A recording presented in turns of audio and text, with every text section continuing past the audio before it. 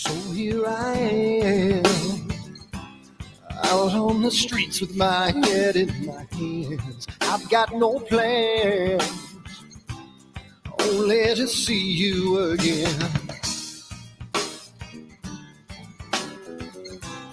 Don't get me wrong, sometimes I like being kicked on the ground. I'm not that strong, but then I come to my senses. Yeah, I'm coming. You can feel my power, and I feel what is real when she feels me. And I feel what is real when she feels me. And I feel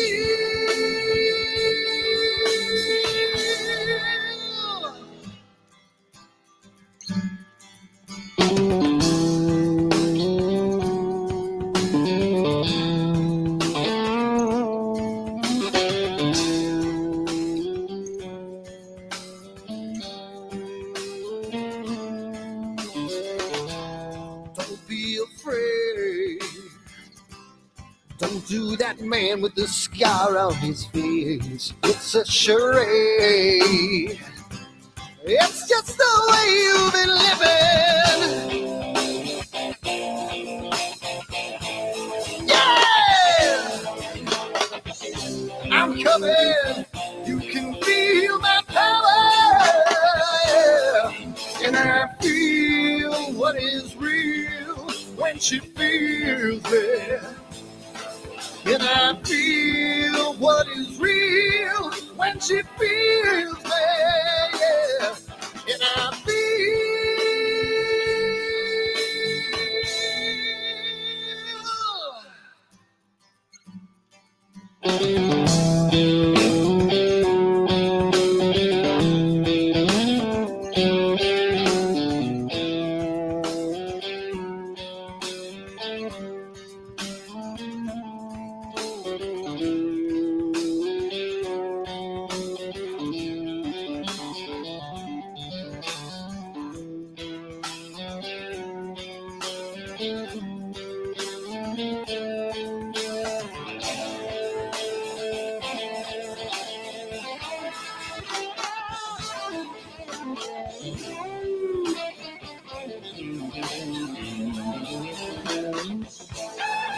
And I feel what is real when she feels me. And I feel what is real when she feels me, yeah.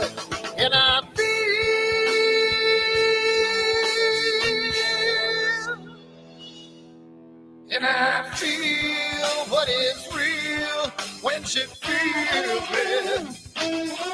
And I feel what is real when she feels me, yeah. And I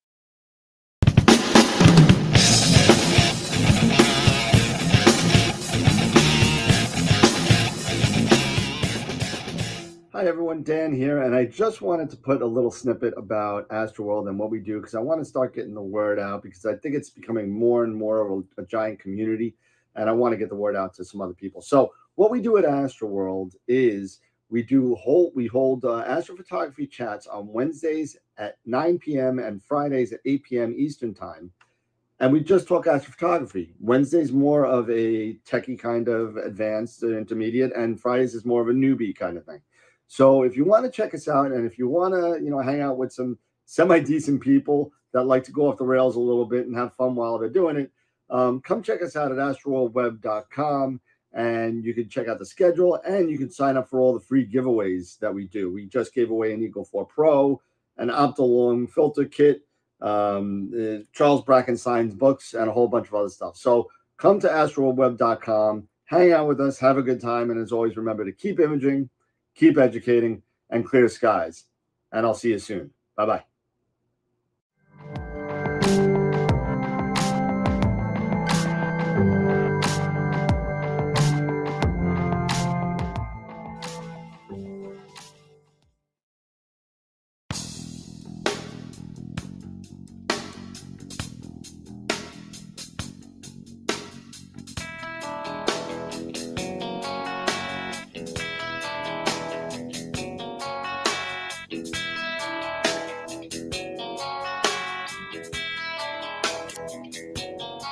All right.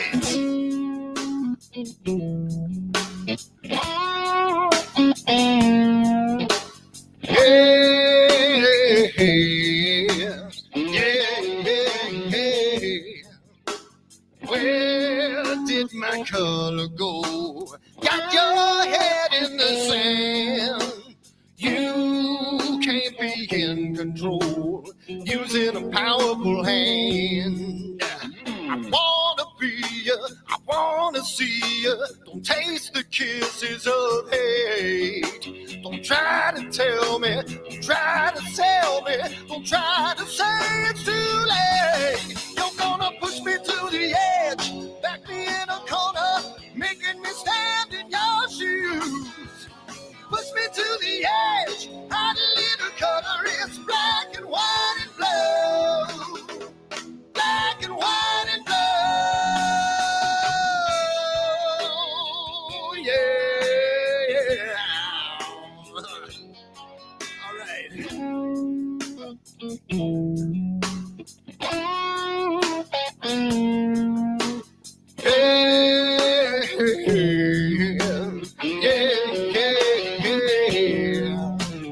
Cat learns to ring a bell. Rat gets free from the maze. We can be taught to love. We've got to learn a new way. I wanna see you, I wanna be you. Don't taste the kisses of hate. Don't try to tell me, don't try to sell me, don't try to say it's too late. You're gonna push me to the edge, back me in a corner, making me stand in your shoes. Push me to the edge, that little color is black and white and blue. Black and white and blue.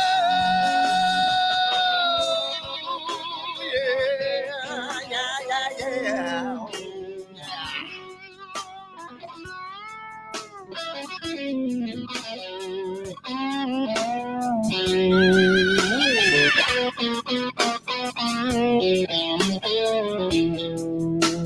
I wanna be, I wanna see, don't taste the kisses of hate. Don't try to tell me, don't try to sell me, don't try to say it's too late. Push me to the edge, back me in a corner, making me stand in your shoes. Push me to the edge, hot little color is black and white and blue. Yeah, black and white and blue. You're going black and white on the edge, back me in a corner, making me stand in your shoes. Push me to the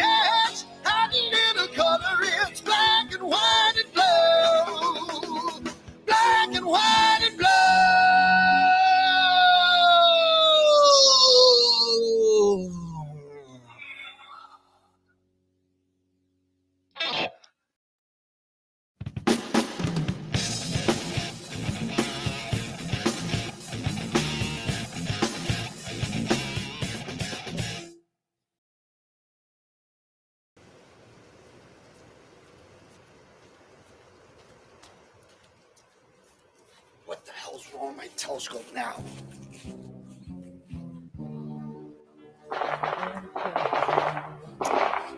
Damn, what's wrong with this thing?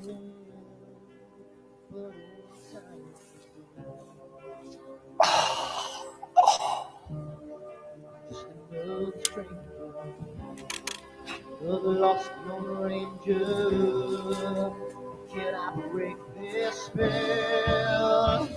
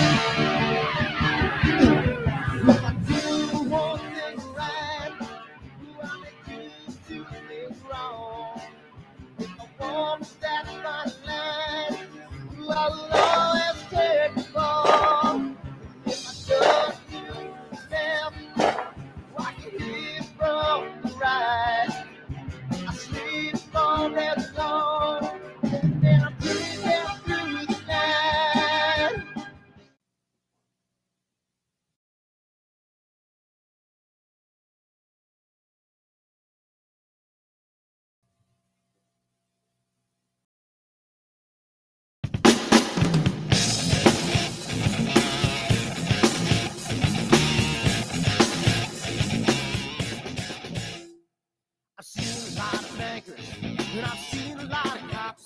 I've seen a lot of lawyers pull out all the stops. I've seen a lot of children with their parents in their hands. I felt a lot of women refuse to understand.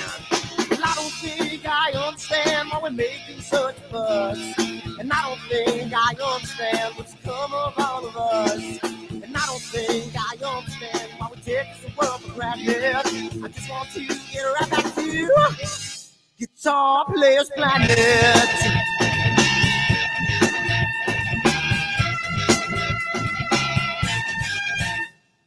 You see it in the papers, you read it every day. The riots and the fire going on in South LA.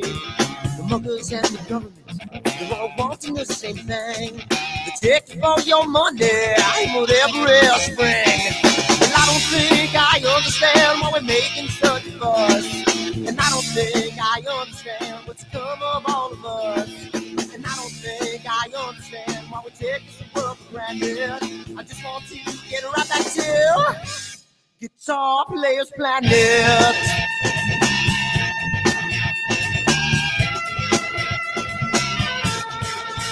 Take me.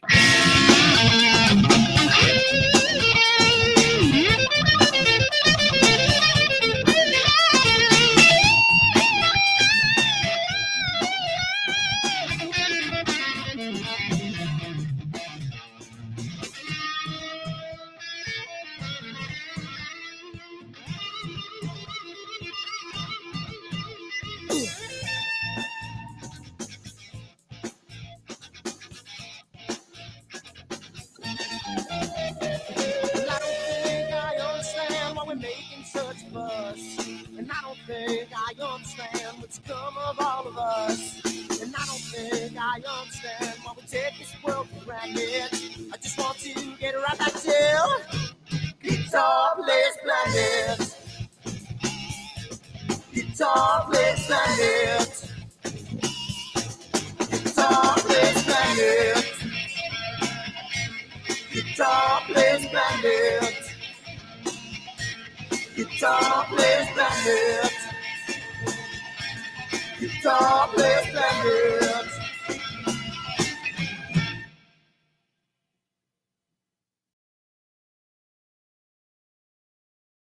Are you ready for the next solar eclipse?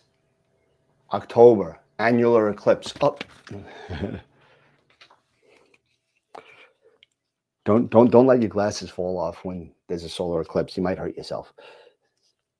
Let's try that again. Are you ready for the next solar eclipse? Are you ready for it? October 14th this year is an annular eclipse, followed by April, another total solar eclipse, and you can get your own branded AstroWorld telescope solar glasses made by American Paper Optics today on the website, astroworldtelescopes.com, or give me a call, 516-273-3771, and we can get you a set of 4 of these for $9.99. Come on down again, AstroWorldTelescopes.com, and keep imaging as long as you don't have a solar shade on. Keep educating in clear skies, and we'll see you next time. Bye-bye.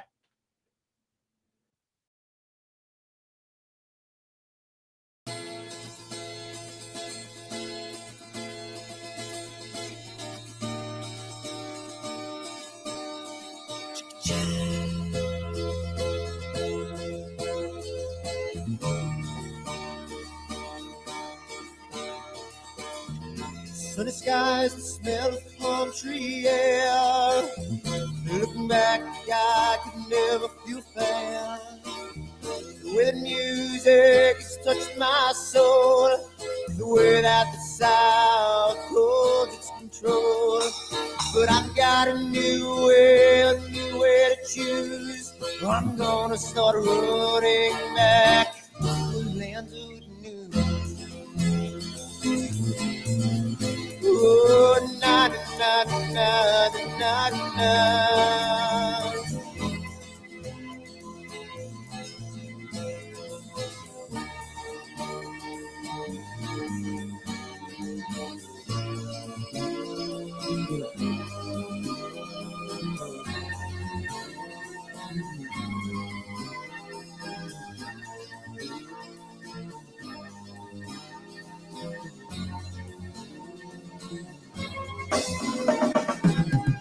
Seems to me that I have lost my old friend. Got the sunset off the highway again. Then I get lost on a long summer day. I must go back before it's too late.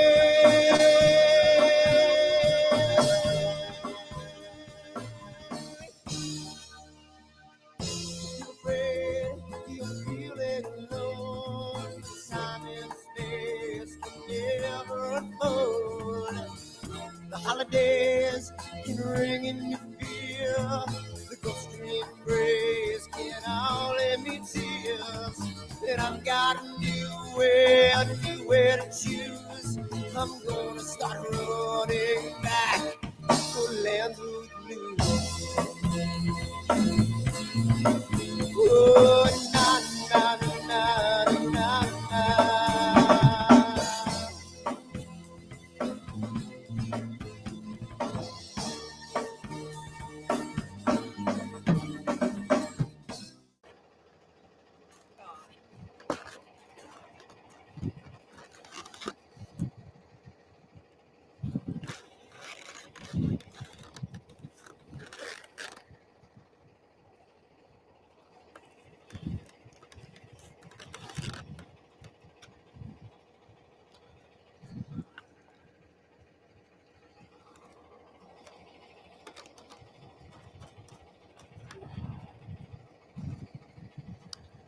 It's gotta mean something.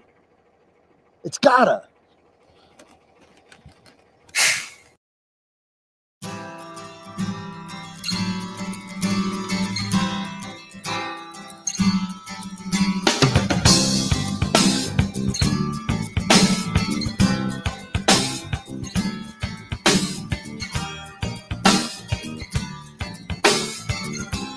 So here I am, out on the streets with my head in my hands. I've got no plans, only to see you again. Don't get me wrong, sometimes I like being kicked on the ground. I'm not that strong, but then I come to my senses. Yeah! I'm coming. You can feel my power. And I feel what is real when she feels me.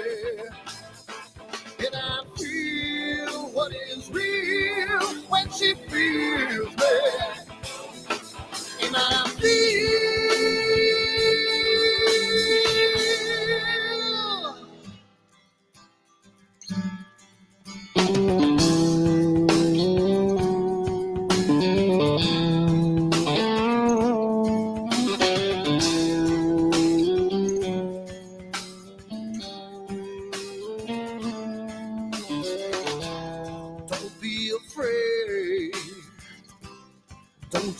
that man with the scar on his face. It's a charade.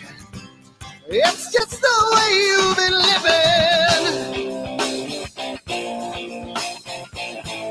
Yeah! I'm coming. You can feel my power. Yeah. And I feel what is real when she feels it. And I feel what is real when she feels me, yeah. And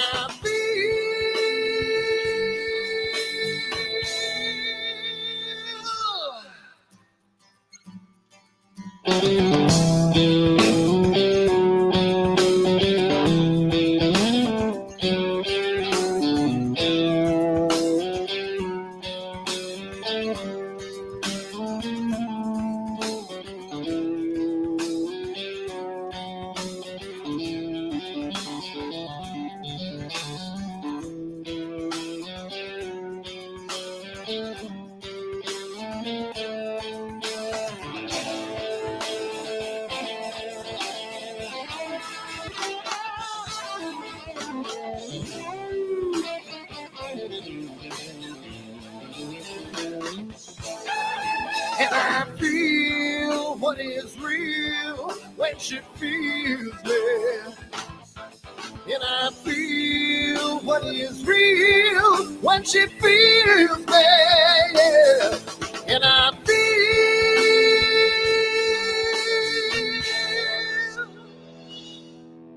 I feel what is real when she feels me.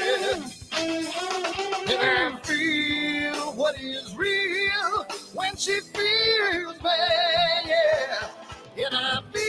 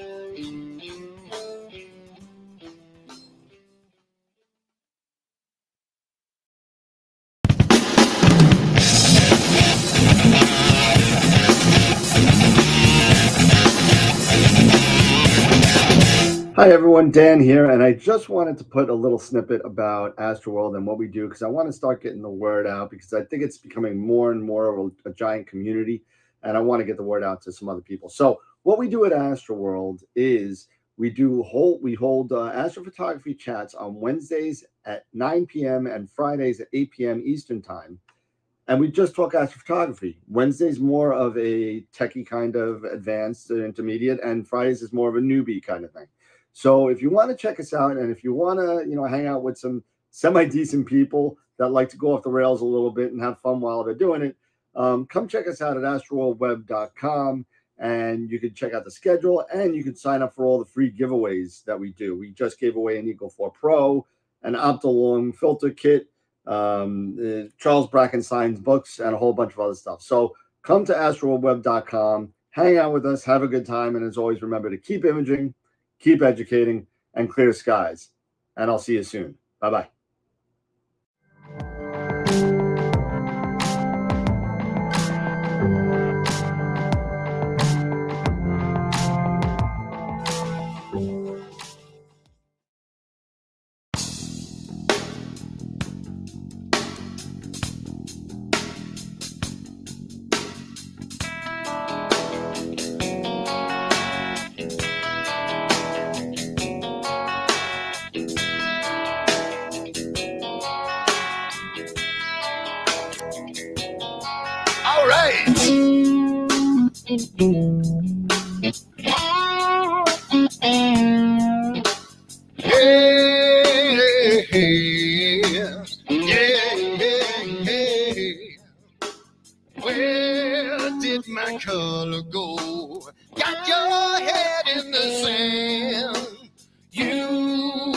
can't be in control, using a powerful hand. I wanna be you, I wanna see you. Don't taste the kisses of hate. Don't try to tell me, don't try to sell me, don't try to say it's too late. You're gonna push me to the edge, back me in a corner, making me stand in your shoes. Push me to the edge, hide a little color, it's black and white and blue. Black and white and blue, yeah. All right.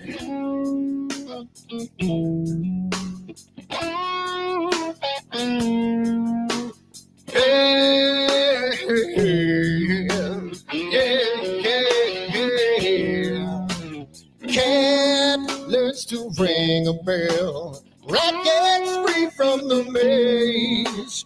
We can be taught to love. We've got to learn a new way. I wanna see you, I wanna be you. Don't taste the kisses of hate. Don't try to tell me, don't try to sell me, don't try to say it's too late. Yeah, you're gonna push me to the edge, back me in a corner, making me stand in your shoes. Push me to the edge, add a little color, it's black and white and blue. Black and white and blue. Yeah.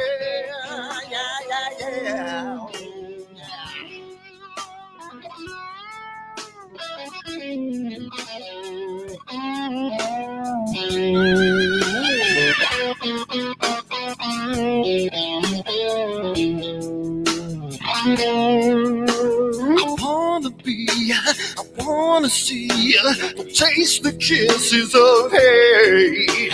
Don't try to tell me, don't try to sell me, don't try to say it's too late, late. Push me to the edge, back me in a corner, making me stand in your shoes. Push me to the edge, add a little color, it's black and white and blue.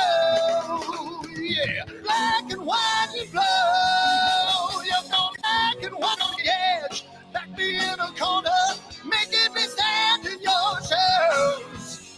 Push me to the edge, add a little color, it's black and white and blue. Black and white and blue.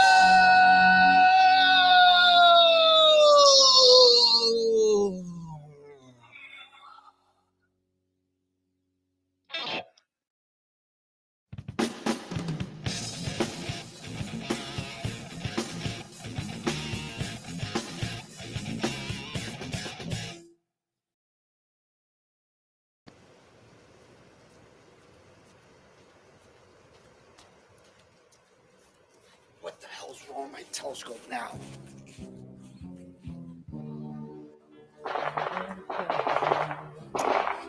Damn, what's wrong with this thing?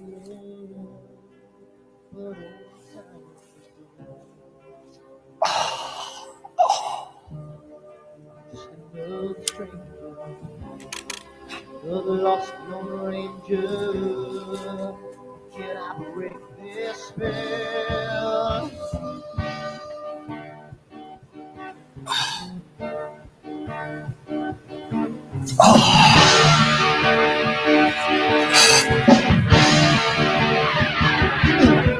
I do one thing right, do I make two things wrong? If I want to stand my line, I will always take the fall. If I just do them, watch it leave from the right. I sleep all day long, and I'm dreaming through the night.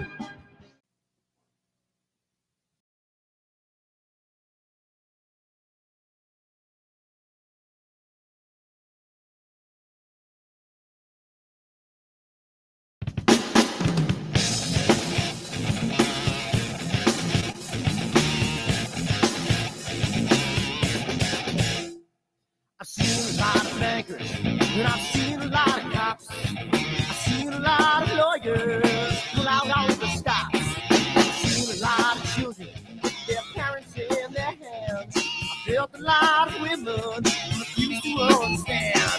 Well, I don't think I understand why we're making such a fuss.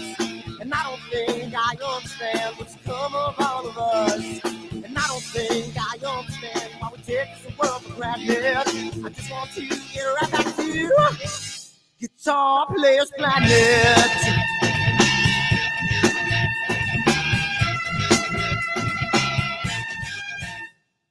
You see it in the papers, you read it every day. The riots and the fires going on in South LA. The muggers and the government, they're all wanting the same thing. They take it for your money, I whatever else bring. Well, I don't think I understand why we're making such a fuss. And I don't think I understand what's come of all of us. And I don't think I understand why we take this world for granted. I just want to get right back to Guitar Players Planet.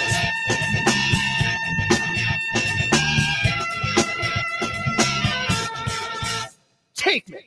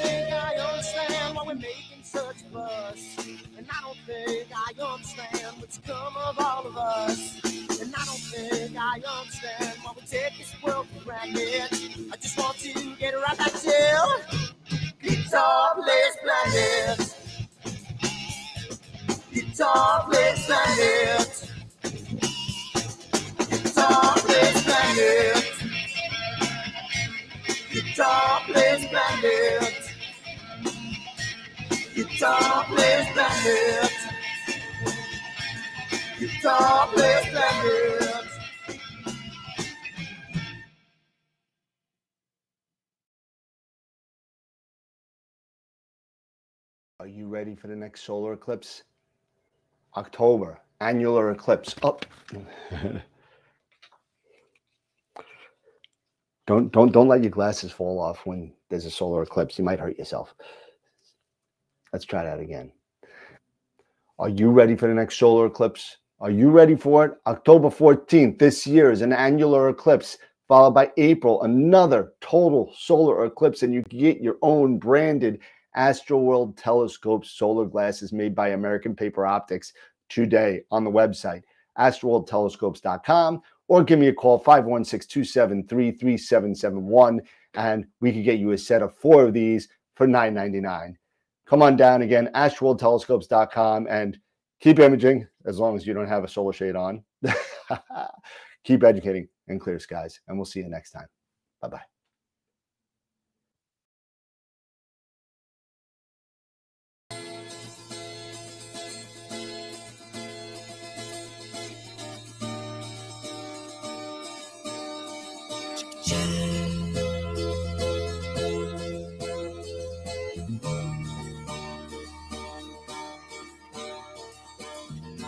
Sunny skies, the smell of palm tree air.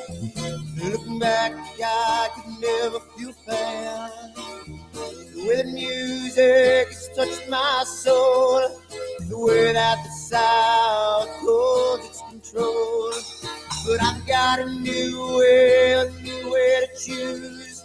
I'm gonna start running back to the lands of new. Oh, na na na na na na.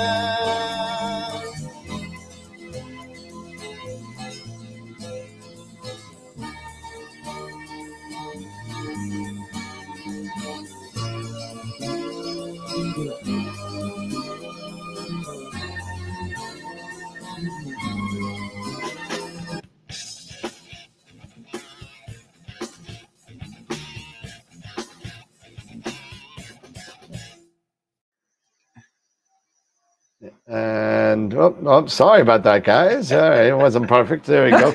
And we'll get rid of that. We'll get rid of that. And there we go. You got names right over. We spaces. Yeah, I guess I didn't do that, so I'll just do this. Here we go. So I got the names there and everything, and there you go. There you go. Awesome. So how's it going, everybody? Saturday afternoon, and we don't do this a lot, but it's it's 2:00 Eastern time, and I believe it's 8-ish over in the Netherlands with where Wido is. And we want to thank Wido for coming on and joining us. I got to throw it out there to a couple members that I believe hit you up. I think it was Gideon Sanders. I think maybe introduced us. Yeah. So thank you to Gideon for introducing the two of us. And we're here with Wido Oerlemans from the Netherlands, from Wido's Astroform, and it's going to be a great time getting to learn about how his process and how his journey of astrophotography and changing into that lifestyle, because we all talk about that change, because everyone says call it a hobby. It's not a hobby. You change what you're doing because you're off. You're up till 3:00 in the morning. Yeah. The only thing you're happy about is that your significant other knows you're not at a bar. So I see it all the time. I see it all the time. My wife knows exactly where I am. I always know. It's a very safe midlife crisis. Absolutely. Yeah. Actually, I don't know how safe it is, because there's a lot of new toys coming out, because a lot of expensive toys. Money involved can be a bit tricky. That's true. It's instead of a Corvette, you're buying an astrophysics or a plane wave. So I mean, so it could be worse. It could be worse. But hey, Wido, thanks for coming on and hanging out with us. It's a real privilege to have you, and it's going to be great to learn about your process. And I'm sure we got a bunch of questions coming on. We got about 20 people watching on YouTube right now, and we're here. So welcome, Wido. How's it going? It's going very well, thank you. And Dan, super nice to invite you to your AstroWorld. I'm glad to be here and glad to be part of the show. And we just had this March now, and we finally had our first week of clear skies in the Netherlands. So I'm great. I finally could test a new wireless rig I have been building and testing out. So I'm so super happy with that. And I'm glad to tell you a little bit about astrophotography, how I got into the hobby, like you said, and the kind of things I did, the kind of astrophotography gear I used, photos I took. So whatever you want to do is fine with me. Yeah. So why answering questions if I know the answer to the questions. So. Yeah, everybody throw some questions in the chat for us to keep the conversation going, or else we're gonna have to count on Eric's questions, and we don't know where that goes. So it's kind of like the unknown comedian with the garbage. Two difficult questions. Trust me, I'm prepped. No, I'm kidding. What's the square root of -1? No, just you know pi. Yeah. Yes, pi 3.147. Good enough. You win. You win. I'm not a nerd. Okay, so first off, we have Dan asking, what's your favorite type of telescope? Very difficult question. I like many different kinds of telescopes, but I think one of the most multi-purpose telescopes I bought was I have to say the Edge HD 8-inch telescope. And it's not because it will provide you with APOD pictures, I think, but you can have like a very decent, if you buy it with a 0.7 reducer, you have this nice 1500 millimeter focal length telescopes, which you can aim at smaller objects in the night sky. For instance, we are now entering spring. So from spring till June, at least in the Northern Hemisphere, we will have galaxy season, right? So super nice to use the Edge HD to get some of these galaxies that are 100 million light years away, like M101 or M51. So that's super great, and you can also do it use it for some basic planetary imaging as well. So Larry's already making fun of me. That they know that like reducers.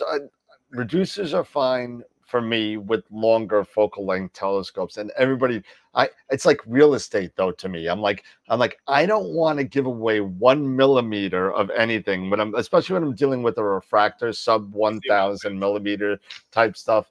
You know, I'm like, yeah, you could take it faster, but it doesn't matter to me because I'm in Bortle 9. So why? Yeah. That's also, I was worried about that first. Like, I need to have a fast refractor telescope, but usually you end up with like a shorter focal length apochromatic refractors, which are great for capturing like vast nebulae in our own Milky Way. That's great.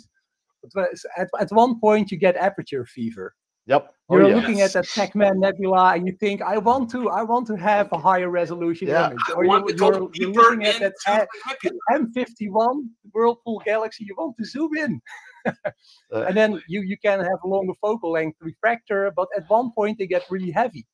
Yeah, and right? that's a good point, because we were talking about that last night on the show last night. We were talking about what is that sweet spot in weight? You know, I guess it's relative because some people are bodybuilders out there, and most people are like me, like no upper body strength at all.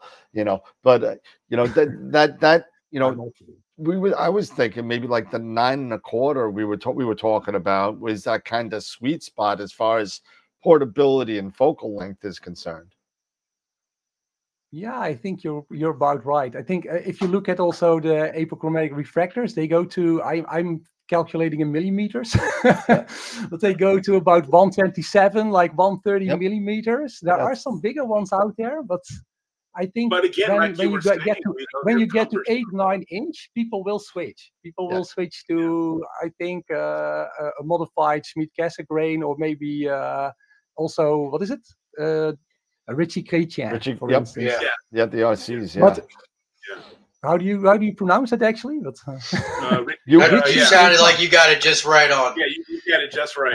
You asked that question, you're going to get 4 different pronunciations on the show. Will. So we just call them RCs. RCs. Yeah. Now you were saying, and we're talking about the Edge 8, and I also have an Edge 8, and I think it's great. But like Dan and I were talking yesterday, that sweet spot, the 9 1/4 for portability, do you think you would maybe want to have a little bit more reach? Do you think like, or do you have that, man? Because I know I have it. If I could have gotten the 9 1/4 when it was available, I would have just gotten the 9 1/4 and been done with it. But because of the pandemic, there's also Eric, I think, I got what I could. I think because I also saw people that have a 9 1/4 and they want an 11. And people that have an 11 want maybe a 14. You know, people with the 11 go, I want a 14. Yeah, I want a 14. You know what? But it also depends on. Go ahead. I think it depends on a lot of things. Trying to answer it a little bit more seriously, like I'm also from the Netherlands, so you have to take your budget into account as well, right? Exactly. So the 9 1/4 inch is a lot more expensive than the 8 inch.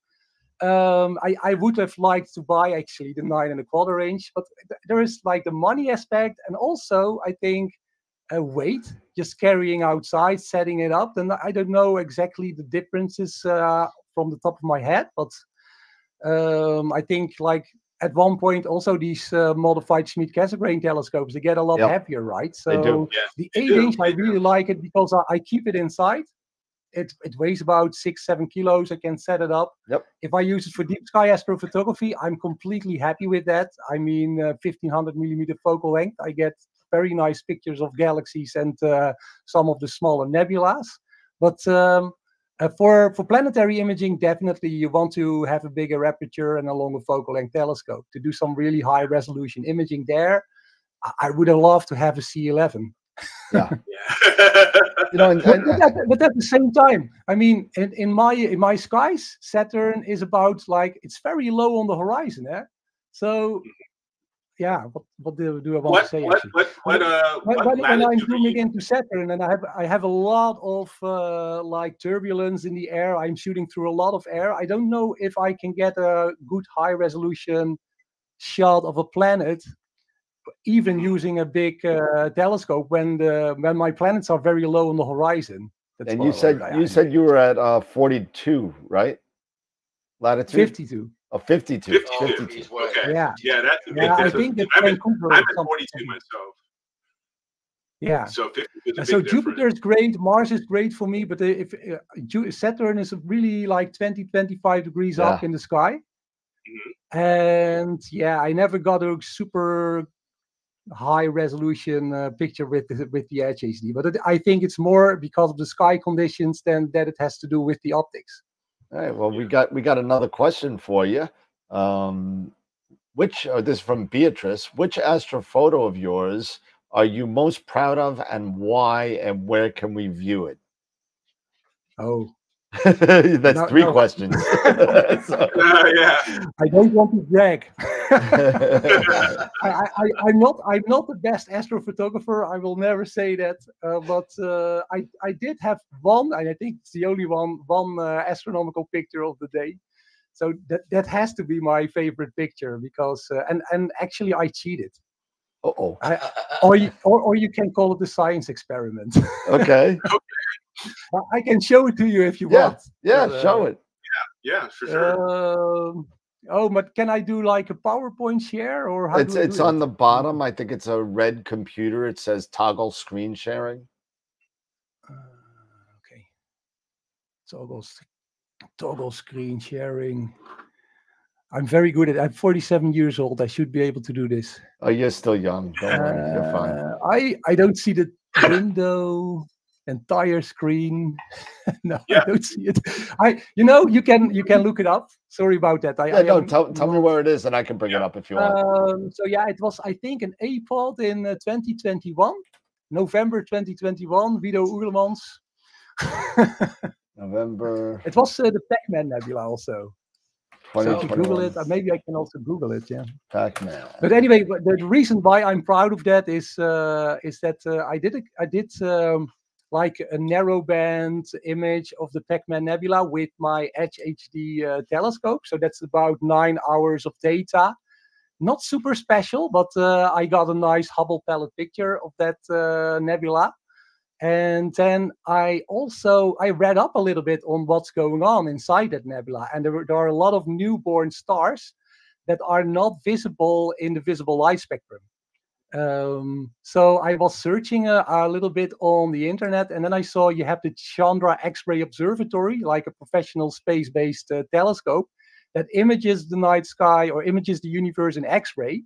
And they had like these newborn stars, they imaged them in the Pac-Man Nebula. And you had Spitzer, another space-based telescope that images in the infrared. We can also see, infrared. Wow. Here we are. This is the picture. It's not perfect. But what you see here is like I produced the Edge HD produced the narrowband pictures. I took away the stars using StarNet ++ at the time. I think we now have StarNet 2. And then I integrated pictures of the Chandra space-based telescope and the infrared from the Spitzer Space Telescope. And then you can see like this broad spectrum kind of view of the Pac-Man Nebula beyond what we can see with our telescopes. That's actually pretty cool. Really that's really cool. So anyway, I should stop talking now. No, that's a very nice, very great rendition of it. I love the starless and the stars in the middle. It looks great. Absolutely. Yeah, and especially if you look at. Sorry. That's fantastic. I totally agree. This is a fantastic shot.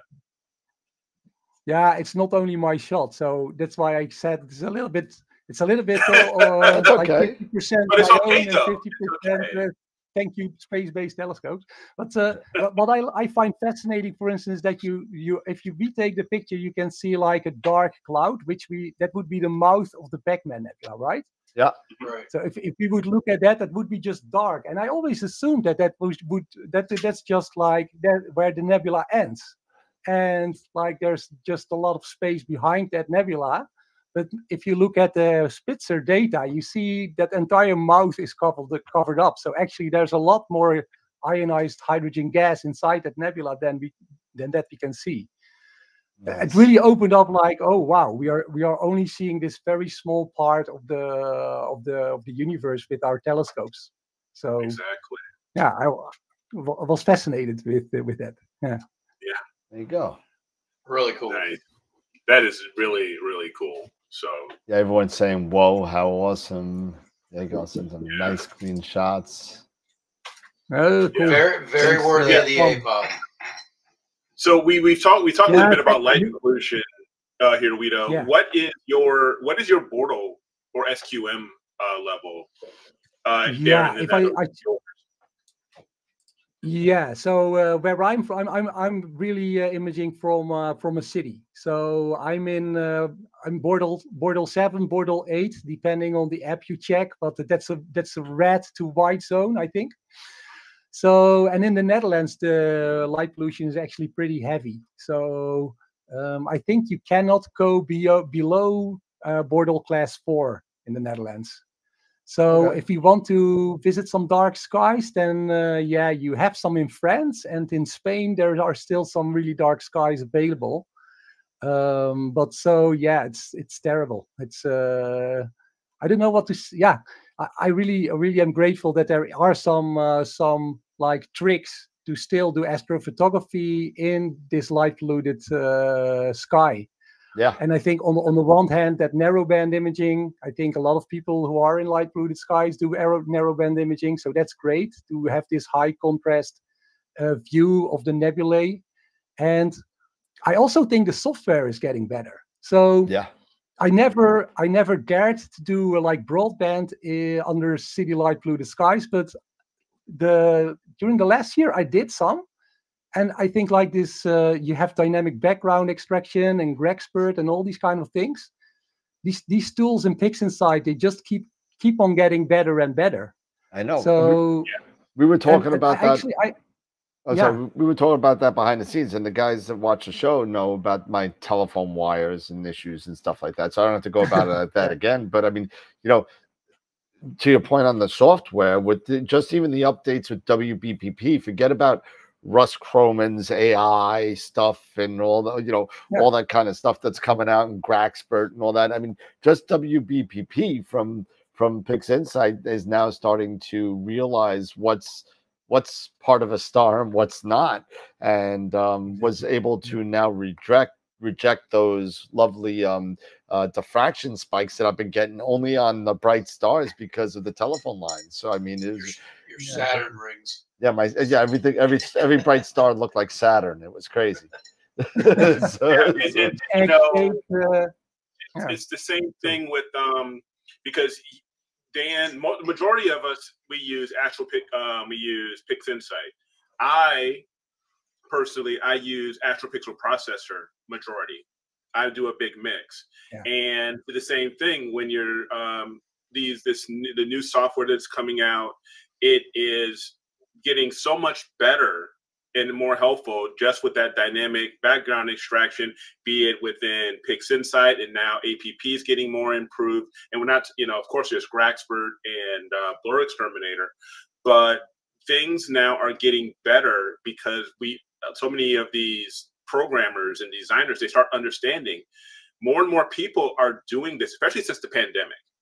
More and more people were purchasing telescopes during the pandemic and getting more into it and not just doing visual, but then hopping over into, photography and astrophotography. So now you have many more people getting involved. So these developers are now saying, we need to make our software better, and you just have constant innovation. And it's so cool to see these improvements, especially for, areas like yours, Dan, even mine. I'm in a Bortle 5, where you can cry me a river, Eric. Cry me a river. I know. Why is me? Terrible Bortle 5. Yeah, yeah. Just wham. But it's just gotten so. But the software, no matter which one you use, PixInsight or AstroPixel processor, or Cyril, for example. Cyril's another one. It's just gotten so much better, you know, and that's been a benefit for us all, you know. I was thinking about. I absolutely agree with that, and I was thinking about it myself also. Like I started in 2016, and I just used like Deep Sky Stacker for stacking. I think that's more of the more like easy to use stacking software tools when you just start out. Yeah, and it's free. And I did my post-process, like the stack picture. I just imported it in Photoshop, and there were a lot of tricks. People would also. I really love YouTube, by the way. There are all kinds of like modules or new stuff that comes out. It will be on YouTube, and as somebody will be talking about it. So, so I just learned the process in Photoshop. Just spazzed out for a second. Buffering. He's coming back, I think. Yeah, but the University of YouTube is so right. You know, we'll wait for Wido to get back, because I know I for sure have learned so much more out of YouTube. Yeah, here he's back. Yeah, than I have with anything else. Okay. No problem. Sometimes when we're dealing with long distances, this does happen sometimes, especially when you're on a live show. So I think this is the distance from my wireless internet connection at the attic to my server. There you go. we have another question here from Larry. Wido, for you. And I actually have this question as well. You've been doing a lot of videos lately regarding smart telescopes. I see you have two of them back there behind you right now. Do you have a favorite, and do you see them replacing, you know, any of your personal gear? Do you see them as a replacement for anything you're currently using more actively? Good questions. And I think smart telescopes, they cater to a very specific crowd of people. And for me, I was really into it. I got some emails from ZWO and also Vaonis like, hey, we have these new things, and would you like to try them out? So that's the honest thing to say. And but I was also fascinated by them because I'm not getting the same quality pictures as compared to my astrophotography rig with like a computerized equatorial mount, a refractor, apochromatic telescope, or an Edge HD.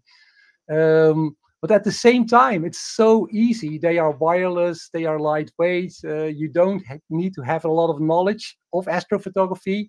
So if you're just starting out and you don't want to put like the kind of time and effort in we all do to like get really like into it, and it becomes a passion or even an obsession, depending on the person you ask, I think.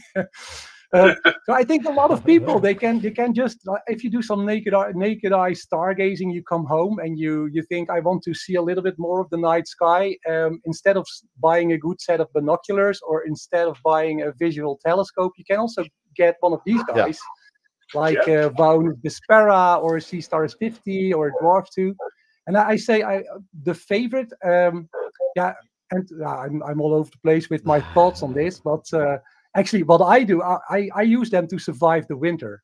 So from November till the end of February in the Netherlands, at least, we have like almost always clouds with 1 or 2 hour breaks in between.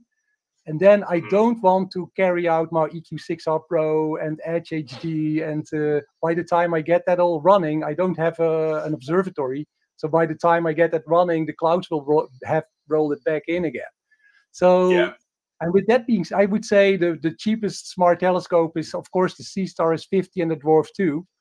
And if you're into if you want decent quality pictures, I would pick the C-Star, because it has the apochromatic triplet refractor telescope with the 50 millimeter aperture, 250 millimeter focal length, and gives a little bit of a better resolution picture as compared to Dwarf. You don't agree? No, I'm just, I haven't had as much experience with the I haven't even touched the dwarf yet, to be honest with you. So I know I thought you were gonna say the Vesper or the Stellina, but you know, so maybe I should tell you. Yeah, so my thing. So you have the price range $500 more or less. Yeah, compared to Then I would pick the $1,500. C-Star You know. Yeah. And then because I think also what CWO does really well, and there's also a lot of debate about this, of course, but they imported a lot of the things they developed in the ASI Air. They put that also into their C-Star app. Yep. So if you know nothing about astrophotography or planetary or lunar imaging, they have this lunar mode, or they have this solar imaging mode. You can just enter it, the telescope. It's an LTS mount, of course, so you can just put it down. You don't need to polar align it. You just click on, hey, I want to do some moon gazing, and that thing will find the moon within a minute or two. Yeah. And so that's great. And when you want to look at some deep sky objects, you have a stellarium-like virtual sky atlas. You can just click on an object, and it will just point and shoot. Yeah. So that's what's really awesome about the C-Star, and the Dwarf 2 is more of a generalized. Yeah. It's not a telescope.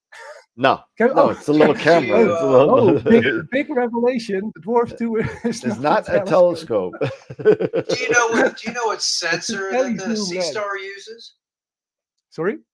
Do you know what sensor the C-Star uses? Yeah, I have to look it up, but this is like a small planetary Sony IMX Starvis sensor. Okay. Yes, Starvis, but I'm not 100% sure which one. We'd have to look that up. Yeah, you can check that. But yeah, I mean, you're totally right. You know, you mentioned, you know, being in astrophotography, you know, it being an obsession or, you know, an addiction or what have you. I consider, you know, me personally, I call this a lifestyle. It's a total lifestyle change. Yeah. You know, it is a total lifestyle change. And it's one for me, you know, even, you know, maybe my bank account may not agree with it, but, you know, it's been a lifestyle change for the better. You know, it's the 462. So in case anyone's wondering, it's 462. Okay. Yeah, and we got Wido. He buffering again. Yeah, no, he's there back. he is. No, he's coming back and forth. That's okay. Yeah, it's a 460. Yeah, it's the IMX 462 in the. There we go. You're back now. So and the Stellina is a bigger aperture too. I did it like 80 millimeter in the Stellina. Yeah. So, but the price also goes up. So you have $4,000 at your disposal. You can get. But the Stellina is actually. I would actually. You have the Vaunus Vespera. If you're looking at like a nice in-between kind of telescope. That telescope is about $1,500. Yeah. And it does have like also 50 millimeter aperture and 250 millimeter focal length. But it also has this 585 MC sensor, so it has a little bit of a bigger field of view. Wide field. Or no sensor size, I have to say. So you get a bigger field of view as compared to the C-Star. So it will easily fit Orion Nebula. And what the Vaunus also has, where a lot of people are waiting for mosaic mode in the C-Star S50. It's not available yet. And the people know that it is already available in the ASI Air, for instance. So they are expecting it to be implemented. But so far, Vaunus has been the only company that has actually implemented mosaic and panorama mode. So what you can do is just, I think, image up to 3 times or 4 times, I think 3 times the sensor size. So you can actually get these like 3-4 degree field of view images of the night sky. So that's super cool. Yeah, I don't know how they did that. Yeah, but at the same time, you're limited. You're taking 10-second exposures. Yeah. You're doing lucky imaging. So you can't reproduce what you can produce with a long exposure picture and a computerized equatorial mount. Well, I'm curious you have some field rotation and everything, that kind of stuff. So yeah. I'm curious to see, and I've yet to see any pictures. So if any have come out, you're gonna have to excuse me. I've been working my butt off here, but I apologize.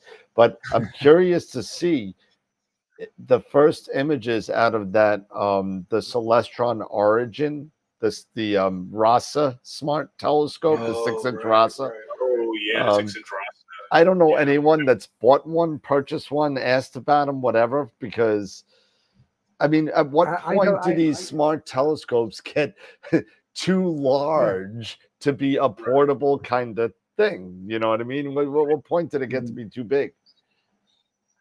Yeah, they call it a home observatory for a reason, I think. yeah, exactly.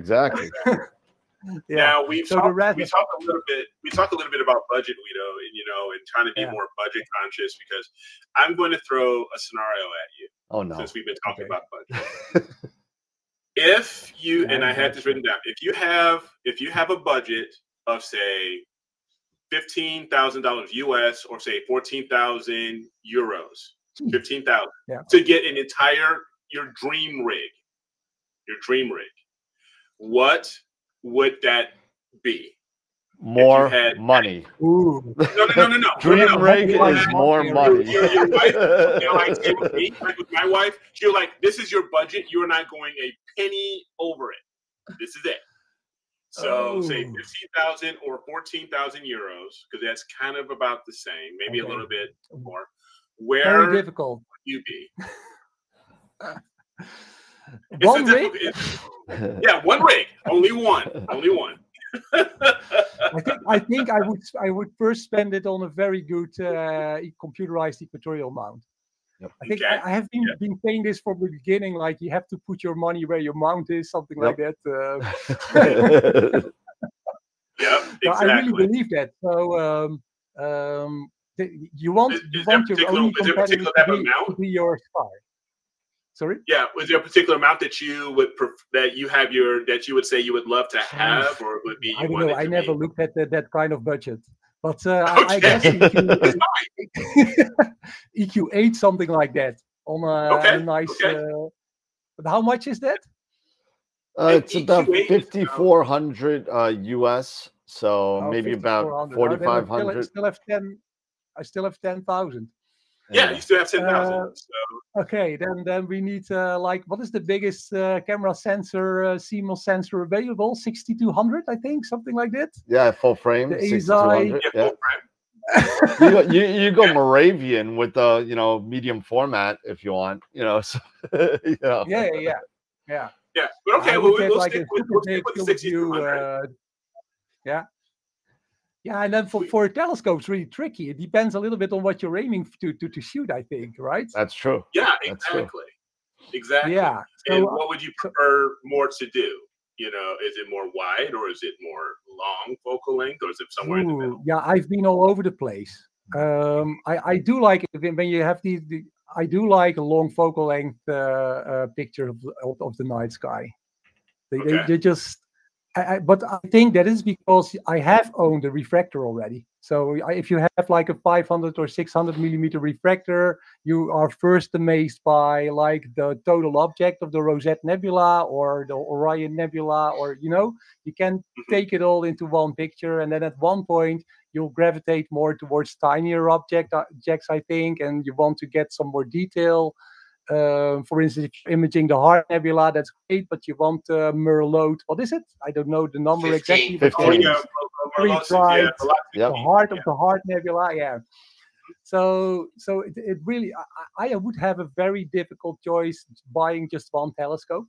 I would just buy a very expensive mount that can track within 0.1, 0.2 accuracy, and then switch telescopes. Yeah, there you go. So that may end up being, you get the great mount, but you keep your Edge 8, perhaps, or you go to a 9 1/4, and then you get a nice refractor, and then you pair maybe that 6200 and maybe a 2600. Yeah. You have 15. You have like that $15,000 budget. Yeah. So that basically, so what that gets at is that my point that I'm trying to make is that there's no silver bullet, right? There's really no silver bullet when it comes to this hobby in actual photography. But if you do have a budget, you can build maybe not just one, but maybe two nice setups for yourself and be totally cool with it, because now you have That's actually what Eric, both worlds.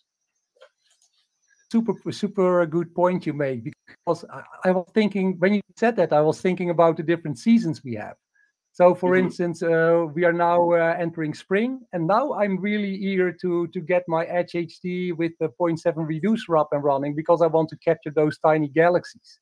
Yep. And then they are 20 million light years away. But when you come to June, July, way in the south, in the northern hemisphere at least, and we have these big nebulae, and it's super nice to have this wide field refractor, apochromatic refractor, to get like a big part of the night sky that is really like the Elephant Trunk Nebula, or you want the Cygnus Loop, that kind of stuff, in one picture. And oh shit, no, you're good. Am I still? You're good. You're good. I see myself by my mouth moving, and no, you're good. It just stuttered out for a second. You're fine. Depends a lot on the season. Yeah. Now, one thing that even Chan just mentioned, and you can even do this with your Edge, with the Edge 8. And was one reason why I really like the Schmitz so much, is that they're so versatile, because you could get a Hyperstar, and you do have the reducer. And you can go F10 and go fully native, and also get a Barlow and go F20 or F30 for planetary, which is really, really cool. So one thing, and if you don't mind, I will share and show, because like I said, I also have the same setup as you have. What camera do you use? Do you pair with your Edge 8? I did use the ASI 1600 for a couple of years, but I think it's now out of commission, right? More or less. So I would say like the ASI 2600, something like that kind of sensor, to get like APS-C. It depends also again on the budget you have. But, but what are you currently using? What I was curious is, what are you currently using now with your Edge? I'm using what exactly like you said. Like if I want to do some deep sky astrophotography, I would go with my ASI 2600 Mono Pro, or a similar SEM sensor from another brand. That would be fine too, I think. But you can also do some planetary, like you said. So then maybe I would use like a small like 6-7-8 planetary camera, or 5-8-5. To capture Jupiter, to capture Mars. So I would switch cameras depending on the object you want to capture. And I never used the Hyperstar. I still, when I switched to a wide field astrophotography, I just take my refractor, my 500mm refractor out of the closet. And I use that. I know it's a longer. It's F6. I'm at the F6 there instead of, what is the Hyperstar? It will get you to F2, I think. Yep. Yes. Yep. Sure. But then your camera will be in front of your telescope. Yes. Yep. Yeah. So that may be a bit tricky to get all of that working. It can be done, of course, but yeah. Of course. Yep. Yep.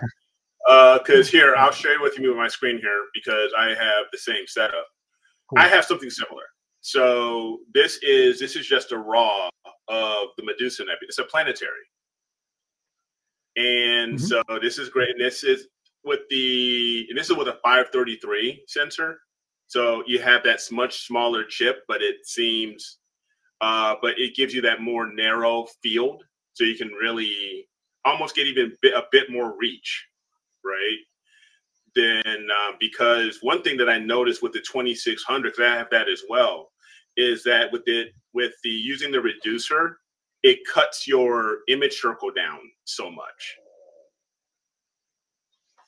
right? So it's like you're going down to like a 24mm or something like that. So it's not quite, so you start getting some cuts and stuff like that. But I wanted to just share this because I, like you, have a very similar setup. And I think, it's a great pairing. And when you go something like this guy, if I get the luminance here. Yep, here we are. Like you get the Croc's eye. I love the reach of Schmidt Cassegrains. They're so cool. They're so versatile, and you can get. Let me see if I zoom it in a little more, so you can see so much more of this stuff. And so yeah, I was just kind of curious because you have a. I was just curious on your take on your your setup, because we have very similar. Because I watch your videos, and we have very similar stuff as I do. That's all. Yeah. So, yeah. I agree with you, Eric. So I really like the focal length reach of the like the 1500 millimeter focal length, or I think even beyond that, when you have a 9 1/4, it adds that little bit extra. Sometimes you get a little bit of that higher resolution image as compared to buying maybe what is it, like I think like 100. Yeah, I'm always thinking in millimeters, but like a 6-inch or 7-inch apochromatic refractor telescope. I think they are about 750, 800 millimeters, something like that. Depends on what you get. Ends a little bit, right? Depends on which one you get. There is a final, like, I think, Dan, you mentioned that also. There is a final, like, focal length at which point these refractors are just getting so very heavy and also very expensive because of the glass hue that needs to be produced. And then I think it is like very, very common to then just switch to a more economical modified Schmidt-Cassegrain telescope like the Edge HD. Yep. You'll get that extra focal length, and you will, of course, you will be imaging at f7 or something like that. But if you have that good computerized equatorial mount that can track accurately, then that's not necessarily an issue. Yeah. And also you because I don't know what kind of skies you have there, but if I look at the Netherlands, no, I don't mean them in terms of light pollution. I mean in terms of turbulence and everything. So when I look at, for instance, Meteo Blue, if I look at the arc seconds number in the Netherlands, it's almost always above 1. So 1.2, 1.3, 1.5. I wish I was 1. Sorry? I wish I was at 1. I'm like 2.5, 3 at best. You know, so I'm questioning a lot of the times when I'm imaging, because I have then that setup it brings me to 0.5 or 0.6 the imaging scale with the Edge HD and the 0.7 reducer. But then at the same time, I have an arc second sky of 1 or 1.4, 1.5. Right. Then I'm thinking about binning. Yeah, exactly. So like, maybe I need to create a super pixel, because I will not see more resolution. I'm just fighting the sky then. Yeah, anyway, exactly. Yeah. So I know. Mr. B said Hyperstar 8 is $1,000 getting into range of some very good refractors. Yeah, it is. And it's true. I mean, and that's one of my arguments about, all these, dropping the focal length for sensitivity kind of thing, with these hyperstars and reducers and all this kind of stuff. I'm like, that's why but number one, I'm just too darn lazy to change these things. I can't, I would rather spend the extra money. That's why I have a Red Cat. That's why I have a 400 FRI 400. That's why I have a 5-inch astrophysics. And also, if I want to go kind of crazy, we were talking about aperture fever before, right? I got my 18-inch obsession that I could drag out if I want to do visual. I did some planetary imaging through that 18-inch obsession, which I just did it to see if I could do it. And for me, for one time with my niece, who was 5 at the time, she wanted to see Saturn. So I said, let's see what happens if I put the camera in. And it turned out to be an okay picture. It's nothing great, but I mean, you could definitely see the 2 rings, and it was only about I don't know 500 frames. It was a real quick 1-minute shot, and but I mean, it turns out planetary, when you turn on you turn the servo cat on or whatever you're tracking, it doesn't matter if you're alt-az or not, if you're alt-az or equatorial, because all you're doing is taking a little part of that chip when you're dealing with planetary, right? And also again, the planetary, the astronomical seeing conditions, they are varying a lot. Oh yeah. So I have been trying to image Jupiter and Mars with the Edge HD, so not quite the resolution you have used then. No. But I already saw that, you know, when the skies are clear and these planets are exactly at opposition, so closest to Earth, you can end up with some decent like some decent resolution pictures, even with an 8-inch telescope. And on other nights when the seeing is mediocre or even bad, then it doesn't matter how much your focal length is. You're just going to, I think it's called magnification, right? Mhm. So you will have like the focal length and the resolution of your astro rig. Yep. But yeah, you will just see a blurry image of the planet because of just the bad sky conditions. Oh yeah, I So, mean, you know, yeah. literally, you know, even when Jupiter is in New York at, you know, at its highest, right? Um, on some nights, you could actually see the waves of the heat of the atmosphere just making it just like wobble all over the place. And that's why it's super important. If you have really bad seeing conditions and you're trying to do planetary, you want to get the camera with the highest frame rates you can possibly get, because there is so little of a chance of you may throw an auto stacker. And for those of you that Yeah. know auto stacker, there's this nice little graph, right? You may just go down to the bottom and you're only good with like 20% of, like, you know, an 1 hour video, right? So you know, you that's really lucky. So especially if you're having really bad seeing conditions. Yeah. Why do And my lights flicker Auto out? Stacker 4 is out. What's that? So there's a new Auto Stacker version out. Oh, So we used to work with Auto Stacker 3, yeah, there's 4 now. but it's now 4. So for people who like planetary imaging, I think it got an upgrade like 2 months ago, something like that. Oh man, okay, gonna have to check that out.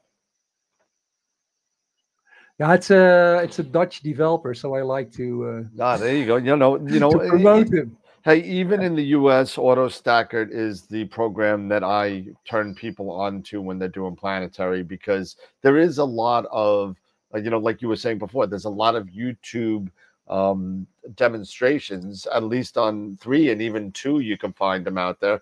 You know, lot of support for AutoStacker out there on the University of YouTube. Yeah, I think if you look at planetary capturing and processing in general, there's a lot of free software available. Yeah, so you have AutoStacker and Registack 6 and the guys from Registack 6 Fire who are working capture, on yeah. Fire capture, Fire capture, WaveSharp, and they're all free. Yeah. So a lot of kudos to the people who have been putting their how do you say that, all their time, blood, sweat, and tears into developing that stuff. Absolutely. I often see, and I did it myself. You post a video and you say, "Hey, I captured this or I captured that." But actually, we captured it because we are standing on the shoulders of incredible technological innovations and software developers that took the time to for sure. Absolutely. do all that. Now, I'm trying to see if there was any questions, but if not, I'll go to one of mine. What has been your most challenging target, image to image, so far? Ooh, the challenging target to get it right. So my most challenging target to get it right it's been maybe a bit strange, but for me it was the Eagle Nebula. Okay. So at 52 degrees latitude, we have the Eagle Nebula pretty low on the horizon. And I remember, because one of my first associations as a kid with astrophotography was when I saw the Hubble Space Telescope missions. Mm-hmm. And you know, it was great. We had the space shuttle, and at first the Hubble Space Telescope was out of collimation, and they needed to repair missions. And then finally we got these sharp images. And one of them, of course, it's the most famous image, the Pillars of Creation. And I remember downloading that when I was in my 20s on my computer. And it actually took I had a 64 kilobyte per second modem. So I needed to download that for about 5 to 10 minutes, and I use it as a screensaver. Now, okay, this really tells how old I am, I think. Yeah. Oh, well, listen, I think, you know what, not for nothing, I think you're the youngest person on the show right now. So just so you know that. So at 47, I think we all got you beat. But you know, I remember those modems, man. My first modem was an Atari. What was it? The 2030. What, the big block modem? The 9600 baud modem. That, you know, oh my goodness. The one you use with your phone, and you drop your phone. Drop your phone on it. Yeah, you pick it up, you hear a fax machine, and you put it down into the thing. Phone in, right? You needed to literally phone in, and you got this noise, and you would sit there. And, I gotta log on to AOL 3.0. I gotta do it, and I gotta. Hold on, I'm gonna go dial. I'm gonna go to the bathroom. I'm gonna get a drink. I'm gonna come back, and I'll have the home screen up. So. Exactly. So we saw. Okay, so that was for me. So you're saying that maybe not the most difficult, but emotionally, for me, it was an emotional thing to see, like, you can capture it from your backyard. And the pillars of creation are tricky. So the Eagle Nebula is a pretty bright nebula. You can capture it already with your apochromatic telescope, but to get a decent resolution picture of the pillars of creation, that takes like maybe 12 or 15 hours of narrowband imaging if you want to do it really good. So that was kind of tricky with me because I had short nights in the summer. So I needed to do this across multiple nights. And I got a picture, and I'm really happy with it. Yeah. Good. So, yeah. Oh, we have another question here from English Fires. How do you keep motivated with all the, how did you keep motivated with all the clouds last year? True. I didn't. Sometimes pulled my hair out. Because when you're into the hobby for 5, 6, 7, or 8 years, like I think I've been doing it since 2016, and then at one point, of course, you have collected enough data to go back to reprocessing your images. So that's something that I think every astrophotographer does, and also I do that. And that's actually pretty interesting because you can see how much progress you've made every year. So, and also the software is getting more. We already talked about that, but if I look at my pictures I took in 2017 of the Horsehead and the Flame Nebula and some Rosette pictures, I reprocessed some of those in 2022 when we had really bad patch of like months of clouds. And then you're just amazed, like, oh, how much more detail can I pull out of the same data 2 or 3 years apart? And something I was completely happy with 2 or 3 years ago, I can do a much better job now. So that keeps me motivated. Yeah. I remember that was a big thing when Blur Exterminator came out. Everybody's going back to find old data and use Blur Exterminator and see how much better it is. It scares me a bit. It does scare me a bit. You know what? You're not the only one, Wido. It does. You know, a lot of people that come on the show, even though they say that's part of the evolution of the of the software, right? Because that's what it is. So we go back to the day, and then I'm probably not outdating you by a lot, but I remember when I was actually. When did you start doing imaging, Wido? I think exactly at the right time, like 2016. Okay, so you got to it. You got to it very, within the last 8 years, 10 years. I was self-guiding on stars, moving telescopes, kind of on film, and I remember I bring this up every once in a while because sometimes people get a little kick out of it. There was the first guiding program that came out. It was called Guide Dog. Right? It was called Guide Dog. There was something predating PhD2. Oh boy, this is 10 years or 5 years before PhD2 came out, and it's called Guide Dog. And it was the most annoying piece of garbage because every time it lost a guide star, instead of getting a nice little bing, bing, bing, you get whoa, whoa, whoa, whoa, whoa, and you couldn't turn it off. You couldn't turn it off. There was no way to turn it off. So every time you were out, Oh, it was horrible. It was horrible. And it never worked. It never worked. I mean, look at the pixels on these. The chip was like the size of like this little pen point right here. That's how big the chip was. And you know, you were losing the guard star literally like every minute. I mean, it was just like gone, and it was bad. And it was now that you got PhD2, you got multiple star guiding, you got all these lovely things out that kind of help you. And in all fairness, I mean, take a look at, you know, the addition of harmonic mounts, right? Well, you know, they're very, very torque driven, and they're pretty precise. Even when people like to talk about, you know, periodic error and stuff, but you know, yeah, you can guide that stuff out, right? So, I mean, yeah. And I was also thinking, like, first of all, then you are a hero, of course. When I was also thinking about. I said, like, I've entered it at the correct time, because when I think about my 1980s as a child, we had a Commodore 64 or something like that. I mean, we were playing with a computer that had 64 kilobits of internal memory, something like that, with a data recorder and cassettes, and a 16-color screen.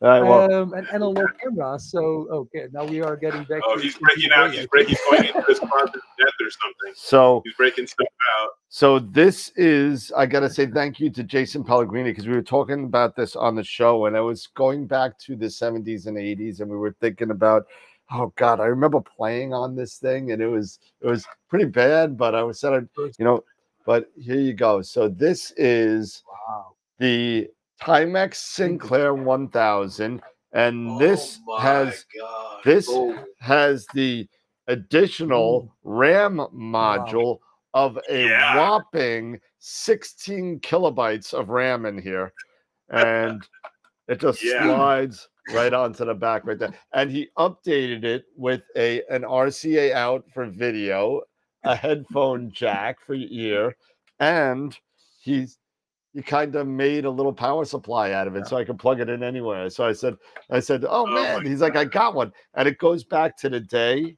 This is how old this thing is. This goes back to the day. So if you remember those TVs that you had, right? You had like I don't know if you remember this, a box in the back of your TV that you slipped up and down for TV or video. And some of them you could change to channel 2 or 3, wherever you are. And this has the little switch here that tells you channel 2 or channel 3, which one are you going to be on? and most of us in the US use channel 3 because 2 was what, ABC or whatever at the time. But thank you to Jason Pellegrini to updating this. I still have yet to plug it in, but it's a really cool thing to have. Oh man, there you go. Old computers. There you go. There it is. So another a follow-up on that question that we were just having, as far as your most challenging, being, you know, you're at that 52-degree latitude, where ideally, you know, where would be your ideal, like, say, dark sky location? If you can go somewhere, dark sky, either anywhere in the world, where would it be to go after, you know, that ideal target that you really, really want to go after? Okay. Yeah, I would, every kind of broadband target. I mean, if you have dark skies, that helps so much. Anywhere where I can do broadband. Broadband. I want to do broadband. And I'm not talking about the modem, by the way. Exactly. Anywhere where I can do LRGB. I just want to get out of the light pollution. Yeah, I've been thinking about that, and I have been building like a wireless rig. Dan was talking about a little bit, because like after getting an Edge HD and the EQ6R Pro, I was thinking like, hey, should I build an observatory in my backyard? Because that is probably the next step for a lot of folks who think about, hey, I don't want to spend that half hour building my rig. I didn't go through with it, because in the Netherlands we have these like light polluted, cloudy skies often, and I have actually been building this wireless rig to get out, to get to dark, and I think for me it would be like in the middle of France, they have some Bortle class 1, 2 skies. Also in Spain, they have some very nice observatories in the south of Spain. They are 2 kilometers high, so that's about, what's it, 1.5 mile, 1,500 miles, something like that. No, okay. Anyway, just up less atmosphere to shoot from, and they have like Bortle 1, Bortle 2 skies without any cities or villages in like a 50 kilometer radius. I would really love to travel there this summer. And I once went to Greece, and I experienced like Bortle 1 sky there. It was just close to the beach, and you could see the Milky Way rising in the south in the summertime. And I could actually visually see everything and the thousands of stars that are visible. Yeah. I would love to go to places like that. I mean, yeah. And where exactly on Earth? I mean, I don't necessarily would be in Chile. I think it would be like too hard in like, you want to go as high as possible, right? But at one point it gets really cold and chilly. Yeah, cold, chilly, so can't breathe. Yeah, not much oxygen. Not much oxygen there. Not much oxygen. Yeah. Speaking of Chile and Spain, have you ever tried any of the remote telescope services, like say, or are you interested in trying those out, like a telescope live or anything like that? Yeah. I never tried. Did you actually? I didn't try it out myself because I really like the experience of. I always say this to myself, but in the back of my mind, I always have this idea of I have to try it out sometime, especially during winter. It's really hard when you have like 3 or 4 months of clear of cloudy skies. I often think, hey, I should really get some time on these remote observatories, and but it's part of the experience you will miss, of course. It's like, for me, it's also a little bit of a personal thing. Like you build up your telescope I agree. Rig, you wait until it gets dark, and you want to go imaging, but it's still twilight. Yep. And then finally you have that clear dark sky or light blue sky in my situation. And then the first picture rolls in, and you can aim your telescope everywhere you like. I really like that personal, like backyard astrophotography experience. Yep. And you would miss that all that. You would, I like to physically go out and do that, and also experience all the ups and downs that come with it, by like broken USB cables and things just stopping to work for no reason, and I worked like the day before. So to your point. Go ahead. Yeah, sorry. No, go ahead. Yeah. Sometimes you have these hard fault pictures, I think you call it, right? Yep. Like you had a lot of you had to battle against the skies, and your rig wasn't doing well in it, and finally you got everything solved, and you ended up with that picture you wanted. That gives me so much more like emotion, I think, as compared to it does, because you sit there and you say, you know what, I put the time and effort into this shot, and I made this the way I want it, and it's mine. I didn't, and to your point, I joined Telescope Live. We did a Southern Sky Challenge because a lot of the times people from our latitude, we don't get a chance to go to Chile or go to get the tarantula or the dragons of Arrow or Centaurus A and all that kind of stuff. So you kind of want to get these kind of things. So I joined Telescope Live back when we did that, and to your point, I haven't used it since then, and somehow I've literally racked up. You can't see it. Hold on a second. We've racked up. Hold on a second. I'll just do this real quick. There we go. Oh, 609 credits over the past 4 years. So I don't know what I'm going to do with them. I'm probably going to do it as a giveaway, but I mean, it's like, I mean, it's out of control. So, and actually the plan has gone up twice in price since I joined it. It used to be $17 a month. Now it's up to $24 a month.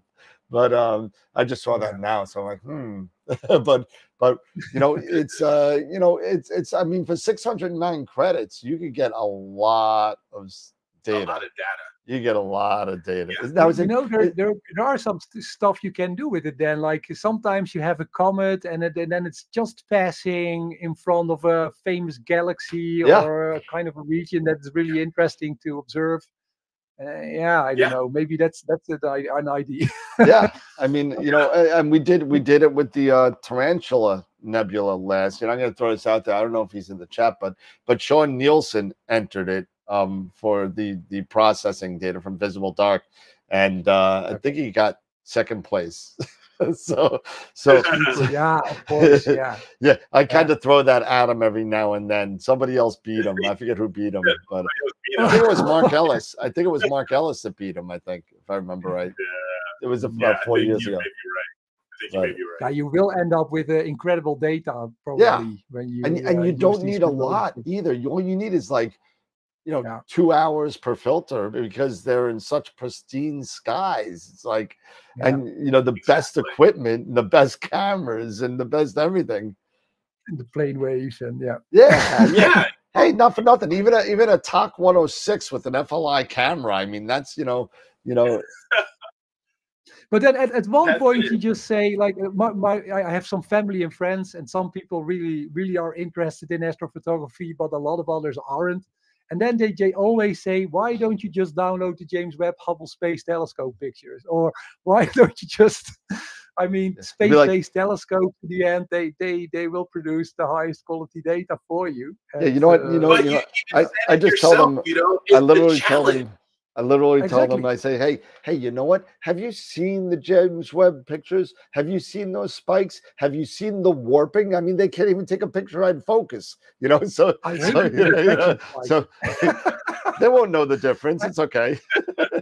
I pointed out that the diffraction stars or the diffraction spikes on the James Webb Space Telescope, some people love them, but I don't.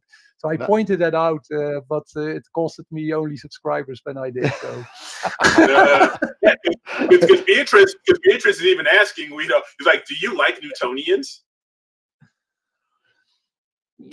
No. Yeah.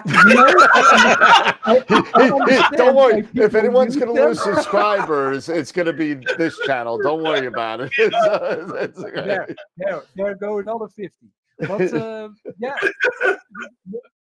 I mean, Newtonian. They are everybody. If you're talking about refractors, there's always that 2-3 persons that say, okay, you need to buy a Newtonian because you get a bigger aperture, good focal length, an f5 ratio telescope or f4, and it's cheaper. So what are you even doing with these apochromatic refractor telescopes? And I understand what they are saying, and at the same time, you have the collimation, the spider vein in front of the Newtonian that gets you the diffraction spikes. I agree. The weight, also more weight. You need to store it somewhere inside your house. Yeah, some people have the room, others don't. I think it's a personal a personal decision you need to take, and if you're having fun, then it's great, Yeah, but, and I personally like lightweight, small apochromatic refractors. I like them a little bit better than the Newtonians. But anyway. Yeah, no, I'm definitely I'm with you there. I'm definitely a refractor guy. And that I've been that, and that's why I actually stepped in a little bit of good luck getting that AP scope. But a friend of mine had 2 of them, and I saw it sitting under his couch for about 6 years, and it's still pristine. In the case, it's never even seen first light. I'm like, what do you do with this? He's like, well, I was thinking about selling it. I wasn't gonna, but if you want it, you can buy it. I said, really? I said, yeah. You mean I don't have to wait 7.5 years for a telescope? So he's like, no, you can have it right now. We'll pay it off. I said, okay. So I took it, and it's a great, beautiful scope. I just had to wait 6 months for the flattener because he was using it only for visual. So he wasn't an astrophotographer. So he was just a visual person, and it's one of those modular AP. Like you can take it and you put it in a little box like this big. You can put it on a plane or whatever if you wanted to, or use it as a carry-on bag. So it's that small. So you could do it in 3 different pieces. It's cool. Yeah. So let me ask this also, because we're the eclipse is coming next month. It's really going through the U.S. and we have a lot of talk right now about solar imaging. Yeah. Are you interested in doing any solar imaging? Do you do any solar imaging with your setup right now, or anything like that? Or are you interested in doing something? If you're inviting me to come over to watch the solar eclipse, I would be interested. Come on down. In the US, you had like 2 or 3, or how many solar eclipses? Yeah, we've had 2 like within the past 7 years. 2017 we had the annular. 2017 we had the total, and then we had an annular. And then we got the next, but the next one we have is like I'm gonna be dead. So yeah, the next one's like in 7 after this, and then like 70 years. Yeah, I'm gonna be dead. I have a better chance of seeing the next Venus transit than seeing the next solar eclipse in the U.S. Okay. So, yeah, I would. I did some solar imaging, Eric. I really have. I love that as well.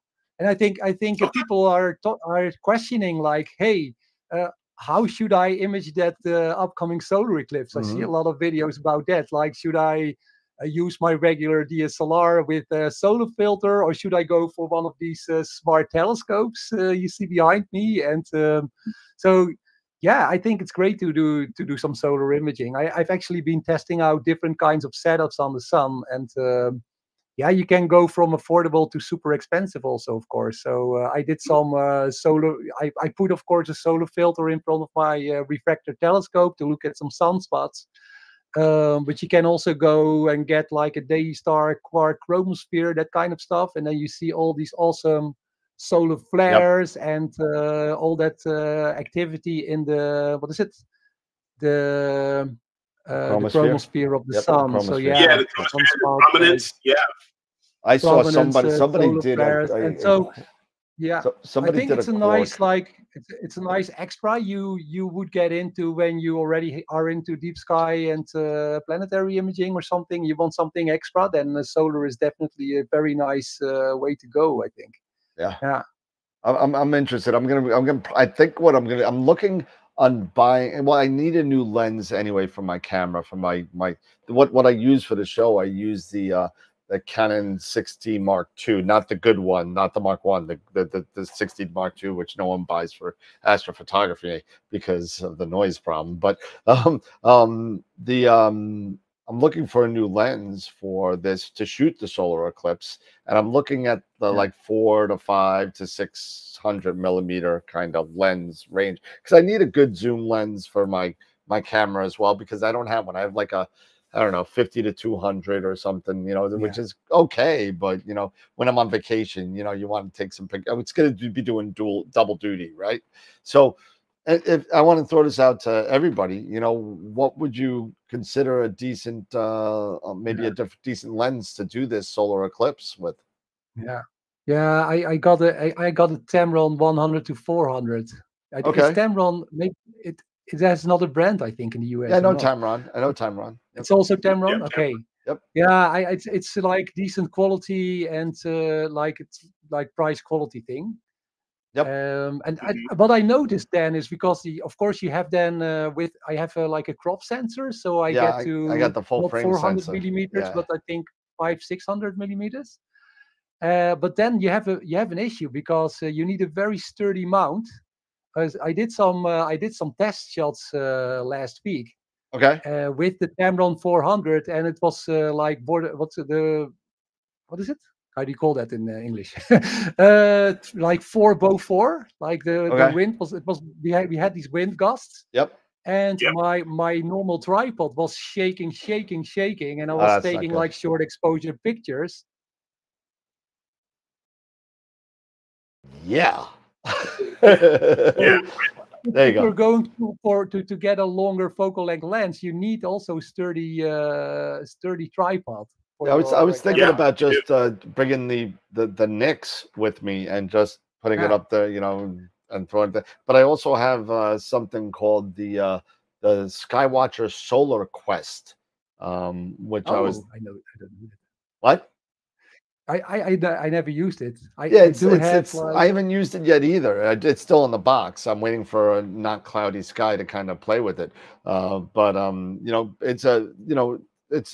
the older AZ GTI, the little kind of L kind of thing. What they did was they moved the bracket onto the other side and they put the Heliofine software in there, where it's got built-in GPS and wireless, where it's supposed to find the sun on its own. You just throw it out there and it finds it. It does GPS, knows where it's pointing, and knows the altitude of the sun, and kind of goes there. So I don't know if that's going to work well. I got to look at the weight because it's 11-pound max, just like the rest of those kind of things. So what is that? 5.5 kilos, I think, something like that.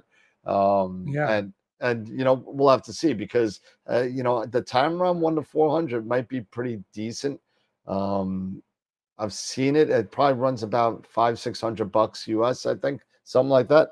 It's like in the hundreds and not in the thousands. Yeah, well, yeah. If I want to get like an art lens or something, but this is only for vacation and for the solar eclipse. That's it.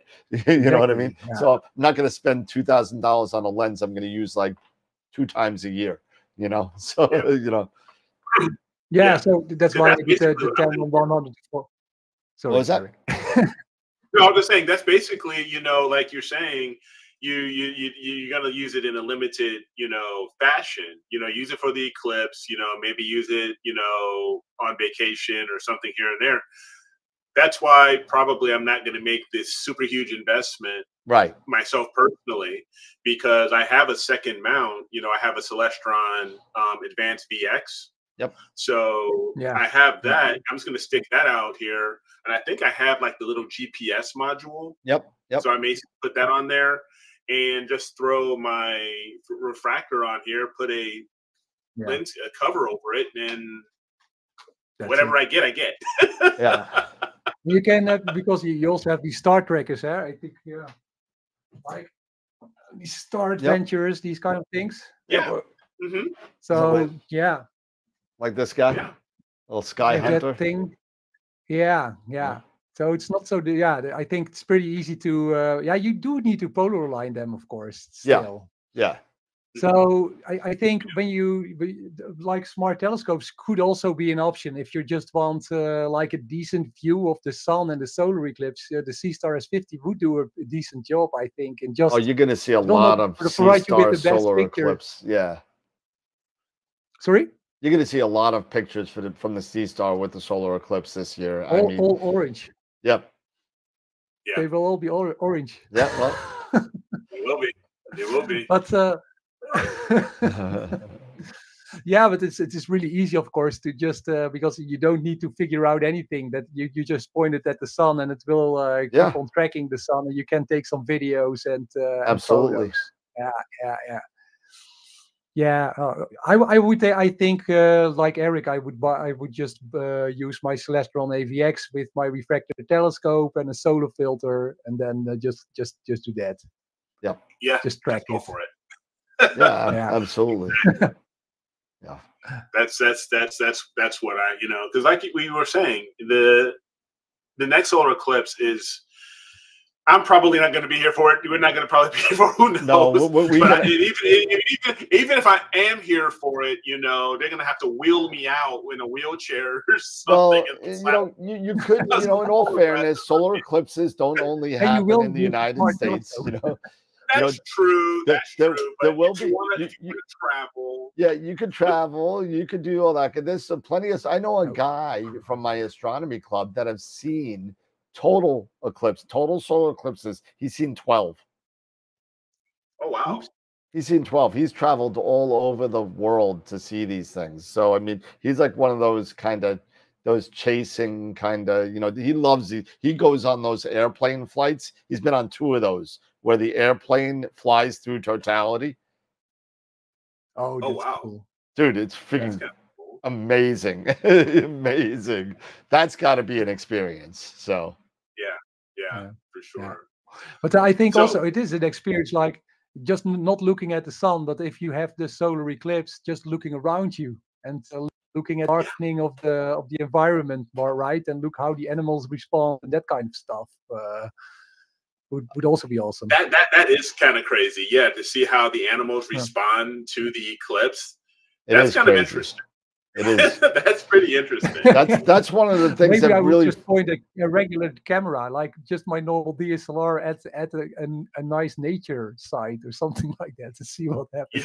Yeah, dude, it's crazy. It's that's one of that's probably the biggest thing that freaked me out during the eclipse in 2017, where I was in Greensville, South Carolina for that, and my wife and I, we traveled down there, and two of the things that totally freaked me out was, one, the silence that just happened. The birds were chirping 1 minute and then stopped. It was just, and the people got quiet too, which made it very eerie. So everyone's like, "Do you see that?" Like it's like the light of the sun, because it was gone. They think they need to be quiet. I don't know, because it's nighttime. I don't know. Whatever the case may be. And the second thing that freaked me out was the temperature drop. The temperature drop. It was like 86 degrees in Greensville when we were there. And then at the time of the eclipse, during totality, it dropped to about 63. So it dropped about 20 degrees in about a matter of a minute or two. It was like, it got really cold. You had sweat on your body because it was so hot, and the sweat gave you a chill because now you're cold, and then 2 minutes later you're sweating again. So it was like those two things kind of freaked me out. But if you want to go to the next eclipse after this, the next total eclipse will be August 12th, 2026. And wow, you know what, maybe that's a good time. Maybe that's probably could be a good trip. Will it be? Iceland. Iceland. That's not too far. Greenland, Iceland, Spain, Northeast Portugal. So that's not too bad. That might be a nice. That could be a 15th wedding anniversary for my wife. We always wanted to go to Iceland. Yeah. It's in August too. It's in August, so it won't be that cold either. So yeah, because you fly into like Reykjavik or somewhere. Yeah. And, that would be kind of cool. No, you know what you do? This is what you do. Out of New York, I already did this. You take a one-way cruise to Greenland, Iceland. Oh, yeah. And then you fly back. Atlantic. Yeah. Then you fly back. That's what you do. There you go. There you go. I love getting a couple of beers on a boat. Yeah, it's great. Speaking of beers, I did have a question here that I wrote down. It says about beers. It was, is there an astrophotographer on YouTube that you would like to meet in person for a beer? Oh. Sorry, is there an astrophotographer on YouTube which I am would invite for a beer? Is there an astrophotographer on YouTube that you would like to meet in person for a beer? I think a lot of them, but I would say maybe Chuck from Chuck's Astrophotography. Chuck's a lot of fun. I started doing astrophotography in 2016, and he was one of the guys who was already on YouTube, and I think he's just such an authentic and of course I don't know him personally, but when I look at his videos, he's very authentic and just tells it like it is. And I also asked him one time to partner in a video about the EQ6R Pro, and I really liked it. He was really responsive and kind. So I would invite Chuck, but also I think Dylan O'Donnell, Trevor Jones, all these guys who I think they kind of inspired me to actually take that extra step and get started with astrophotography back in 2016. It just amazed me, like, hey, what are these guys doing in their backyard? Can they really see all that amazing stuff in the night sky? And I would definitely invite them, and I think all of you, of course. Oh,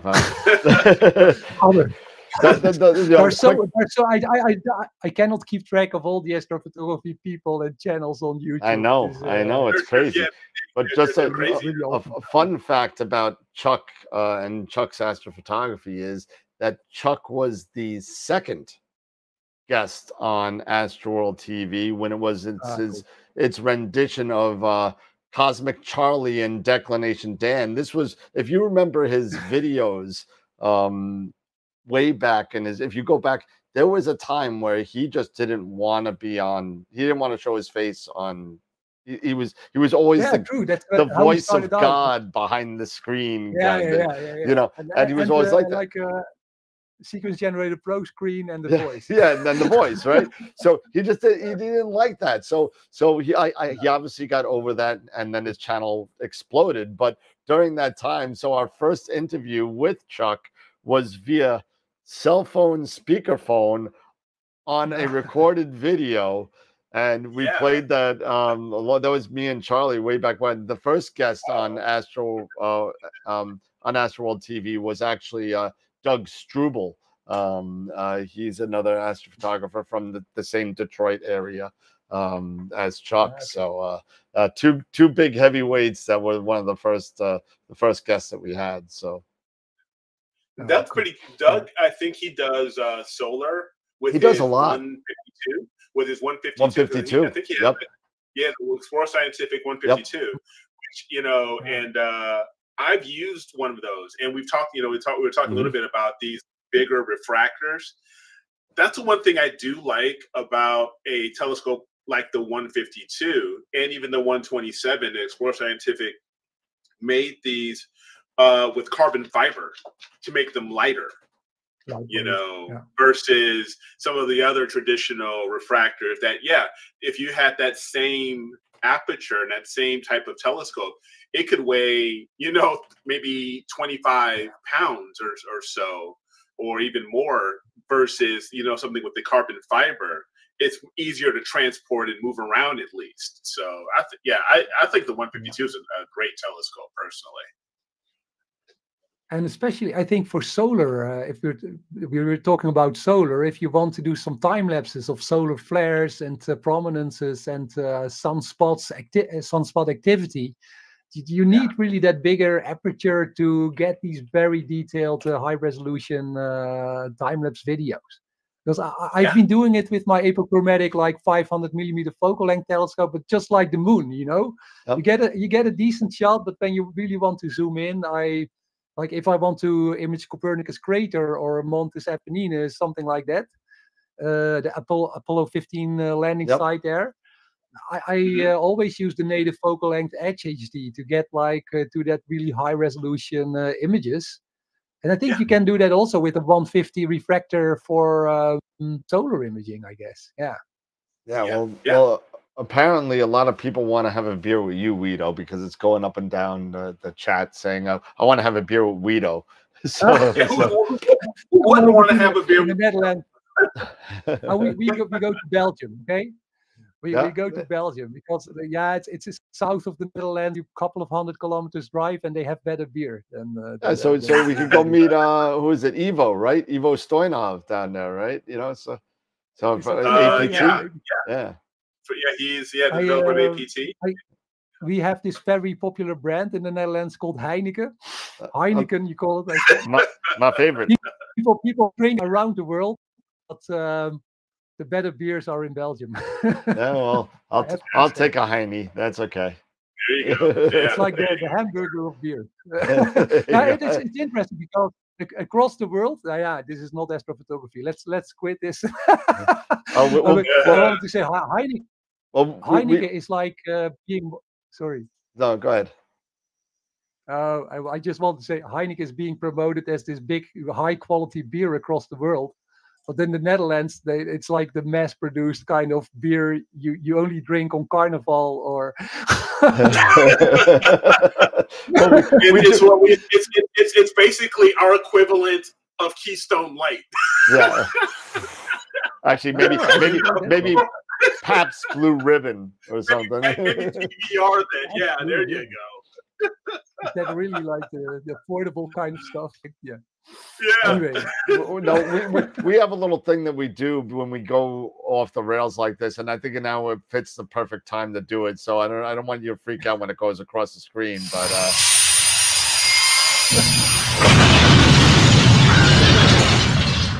there you go. Off the rails. There you go. That's funny. Oh my gosh. So let's see what else. Okay. We were talking about, being in Belgium and, in the Netherlands. Upcoming, this next month, we have Dan and I are going to be at NEAF. Yep. Cool. Which is one of the larger astronomy forums here in North America. Is there any? Have you had a chance to attend anything similar in the Netherlands or around Europe that you've had a chance? Not yet. Is there one where you would like to have a chance to go to? Yeah, PAS. I need to check the names because I know there is a pretty big there's PAS conference in the UK. Conference in the UK in London. There has been one in February. I can't remember the name. Yeah, it's called PAS. PAS, yeah. And in Germany they also have one each year. Yep. So I've been thinking about going there, but I don't think it is as big as in the United States, actually. PAS is actually pretty large. It's pretty big. It's not as big as AIC used to be. Unfortunately, AIC, which is with the advanced, was it Advanced Imaging Conference? I think it was. I thought it was Astro Imaging Conference. Astro Imaging Conference. And they actually stopped doing live conferences as of this year, unfortunately. But NEAF is still around, and that's the Northeast Astronomy Forum. And the 2 days before that is NEAC, which is the Northeast Astro Imaging Conference. So it's a 4-day kind of weekend, and people like George Helios from Hocus Pocus, Nico's doing a talk, Ron Breacher's doing a talk, Russ Croman is doing a talk. So I mean, it's a full. The last part of the weekend is more about seeing all the new toys. All the vendors are there. Celestron, Explore, Rainbow Astro. Everybody's there. Ioptron, ZWO. Yeah, so that's a super big opportunity to talk to each other in person also, and just get to meet each other and see the latest developments. And it's great when you sit there. I've been to university conferences. It's totally different topic, but it's always nice to meet people in person. You only talk. We can talk like this, but would be not much nicer to be at a conference. And that's why I've been traveling. I've been traveling all over. Last year, I traveled all over the country. Actually, all over 2 countries. I've been back and forth from the U.S. and Canada. So I went to Starfest in Canada. Cool. I was able to hang out with the two friends with Ron and Sean Nielsen. Plus, I was able to catch up with Trevor Jones and his wife, which was really nice. And then I got to hang out with Wayne Parker from Sky Shed. I got Eric a hat because he just got a Sky Shed pod, so I got him a hat. And then I was able to go down to, and not only that, and it's not only about meeting, these personalities that we know and love from YouTube or whatever, but seeing other people that you see that are fans of you. Like I was able to see Jason Pellegrini in the Nebraska Star Party. I was able to drive. I drove through to Eric's, over by Eric's house, and I went through a city called Lima, Ohio.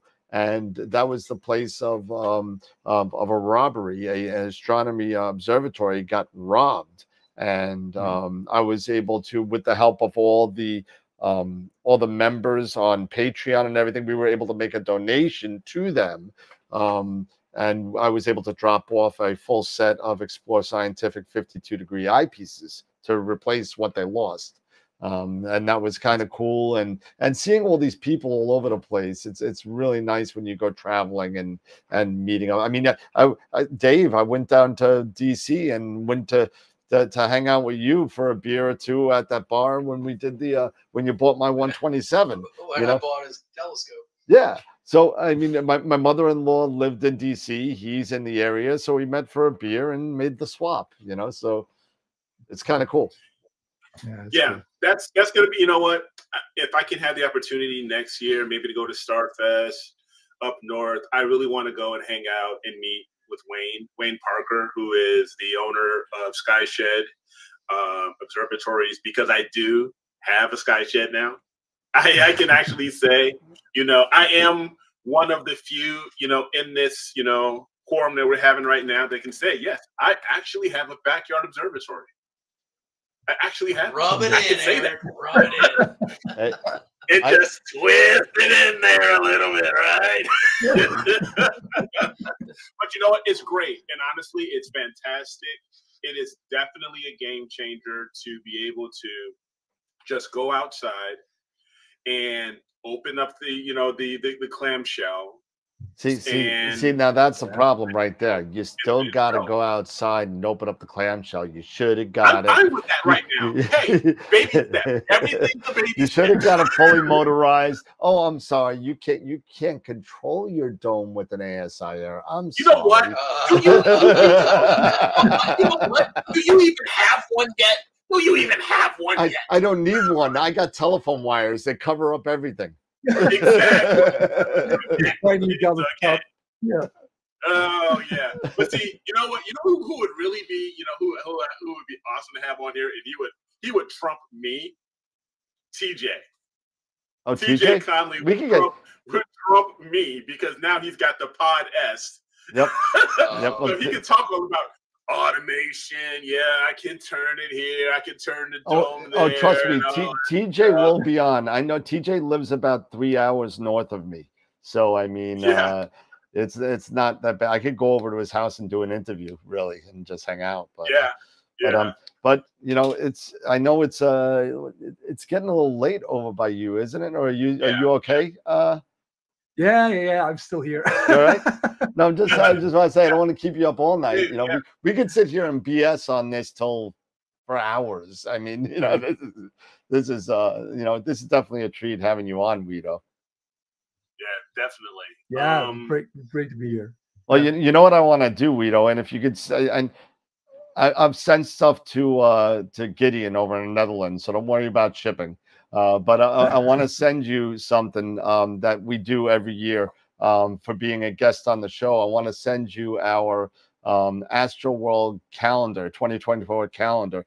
And this is actually populated with images that were made from all of our members that have won through the entire year of last year. Wow. So if you send me your address, I'll send you a copy of this, and we'll get it out to you. Might take 2 weeks to get there, but I mean, it'll get there. I really appreciate it. I will put it here behind me on the wall. No problem. Cool. Thanks. So I have one other question, because I know I don't want to always be respectful of time and everything. Wido, other than astrophotography and astronomy, is there outside of this, what do you enjoy doing? What do you okay. Is there other things you enjoy doing? I know Dan, he plays. He's a musician. He's a musician. I have to say, yeah, absolutely. And before I was completely involved in all of this, I played in a lot of like local cover bands. I played the synthesizer and did some second voice singing in the we went to weddings, anniversaries. We played in bars.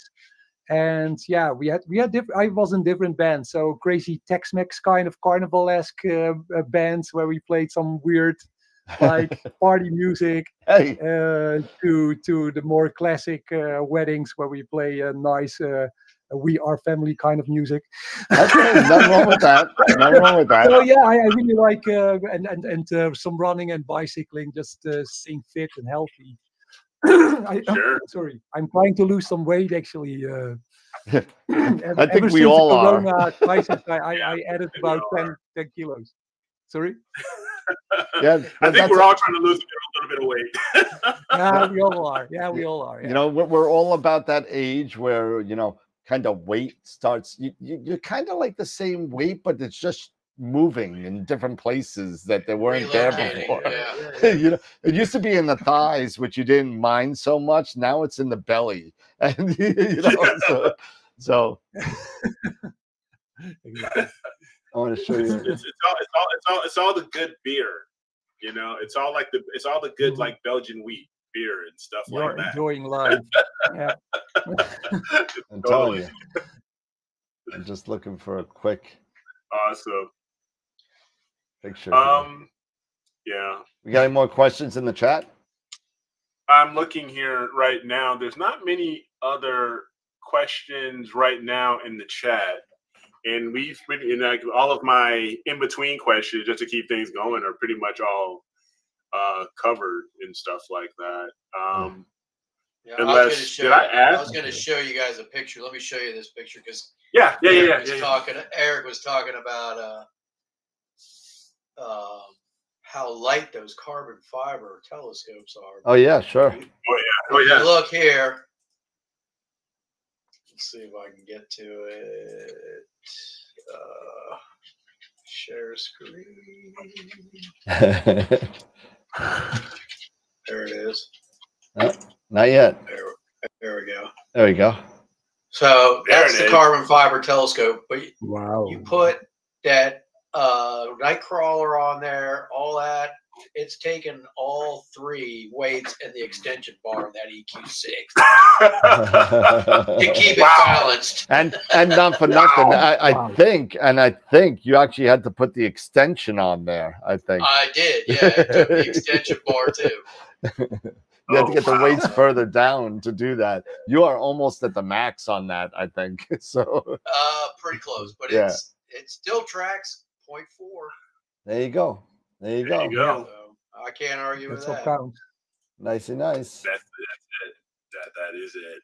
Awesome. Yeah. And I'll just show you a little picture real quick. It has nothing to do with astrophotography, but there you go. That's there you go. That's me in 1991 with my Rickenbacker playing bass at a bar. Yep, absolutely. I still have that guitar too. Yeah. I love that guitar. I still have four of mine.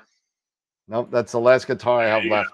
And I used to sing and have the whole what is it, the Ron Jeremy handlebar mustache that I had going on. But yeah, I know it's coming up to about 10 o'clock over there. Usually this is about the time when we kind of do some final thoughts. If we don't have any more questions on the chat, Eric, have you been monitoring that at all? Because I have. Yep, I have been. Yeah, I have been. And, there is actually one by Mr. B actually that just came up. Okay. Question for the panel: how do you think availability of low-cost robotic telescopes will affect the hobby? Are we robotic? Are we talking? Scary question. Scary. Are we talking? Are we talking the like the Sea Star? Yeah. Yes. Low cost robotic. They will keep on getting better. So the next generation will have the bigger sensors, I think. So you will be able to take like larger field of view pictures. I think the automated stacking will be getting better all the time. Yep. There will be mosaic and panorama images possible with smaller sensor size telescopes. Will we see some cooling? I was actually thinking the main issue is, of course, the LS mount, right? The rotation. But if you would instead of buying an EQ computerized equatorial mount, if you would develop a camera rotator for that. Yeah, you have it inside where it just rotates the chip even, Yeah. So I think that might be a next iteration step they are willing to take. Or I think we're all still waiting for, at least a lot of people are still waiting, and Navas constantly asking me, because at NEAF last year, and now we're coming up on NEAF 2023, ZWO launched their CAA, which is a camera angle rotator, right? And or camera angle adjuster, they called it, if I remember right. And we're still waiting for it to come out in retail, and we're still waiting for it. I'm hoping that maybe it comes out probably by end of second quarter, maybe. still a lot of people now speaking of ASI Air and CAA and stuff like that, I don't know if you've heard about this, and I'm sure a lot of people have, because I believe that Queeve made a video on this regarding the Tube Tech Astro Station. I don't know if you've heard about it. Have you heard about this? I heard about I heard about StellarMate, that kind of stuff. It's a StellarMate kind of stuff, but it's at the price point of an ASI Air, where it's $400. That it's still on prototype, so it's going to be out by the end of the year. But it's still on prototype, and I'm actually supposed to be getting a prototype at the end of this month. So basically it's an ASI Air Raspberry Pi. Not an ASI. It's a Raspberry Pi with the capability of running pretty much whatever you want that's ASCOM driven. So any camera you want. Well, that's what they said about the StellarMate Pro 2. That's all the time. I think sooner or later it's going to come out. A lot of it depends on the friendly interface, and if it really like the thing that makes the ASI Air a preferred choice for many people, despite the fact that they have to buy ZWO cameras, of course, because you cannot run any others, is I think the really like the touch-based, pretty user-friendly and understandable interface they have. Yeah, it's really neat. It doesn't have a lot of fatal flaws, I think. So you can, like, photo alignment works every time. Yep. I also have, for instance, with the Dwarf, maybe I should, with the Dwarf 2, that software, they have it's more general purpose kind of telezoom lens, and you have an astrophotography mode, but it's not super well developed, so sometimes it just goes crazy. And when that happens a lot, when your camera keeps disconnecting, or you just can't get your rig up and running, that is, I think that will be very important when you are going to develop these smart devices. Like, can a user just switch it on? Will it immediately recognize your camera? Will it have an interface that is really easy to use, and that kind of stuff? Yeah, absolutely. And you're right. I think there is, I mean, I literally have I have 2 or 3 of them. One of them's right here hiding in the back. I love this thing. So I love it. You know what? Yeah. I still have a bone to pick with these guys. I really do.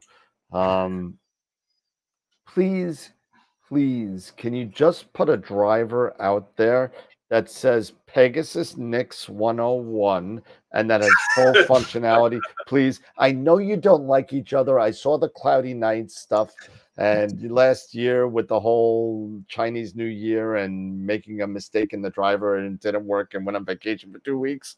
But just do me a favor. I have customers that want to use your product, but want to be able to use their Nix because of the higher, or do yourself a favor, come out with a 20 kilo payload capacity AM7 or whatever. I even told that, I even mentioned that to you like a week or 2 ago. It was like, why don't they just build an AM7?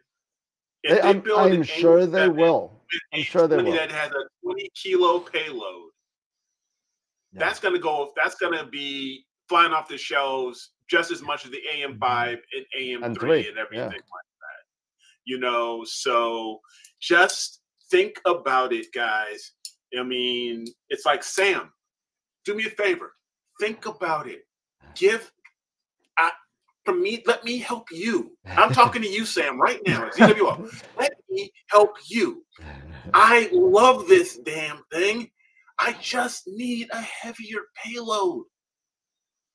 Heavier payload. Well, in all fairness, the ASI Air does not. You can use any mount you want. I think so. Right? You have like the EQ mod kind of drivers. They are in the ASI Air Plus. I think you can use whatever you want. For now. You just can't use the Pegasus Nix. You know, and that's not even true. You can use it, but you gotta. There's a workaround for it. There's, you know, there's a workaround. You got to use on-step electronics drivers and that kind of stuff. So, and it works sometimes. It's not as functional as it could be. And the thing that I love that's really cool about the AM5 that I'll be honest that's really been alluring to me has been the price point. They priced it well. Well, in all fairness, if you want to get out of the realm of this, all you got to do is go buy a Melee anyway. You get it for $299, $300 anyway. You know what I'm saying? And you can go that route. Too. You know? I got that too right here.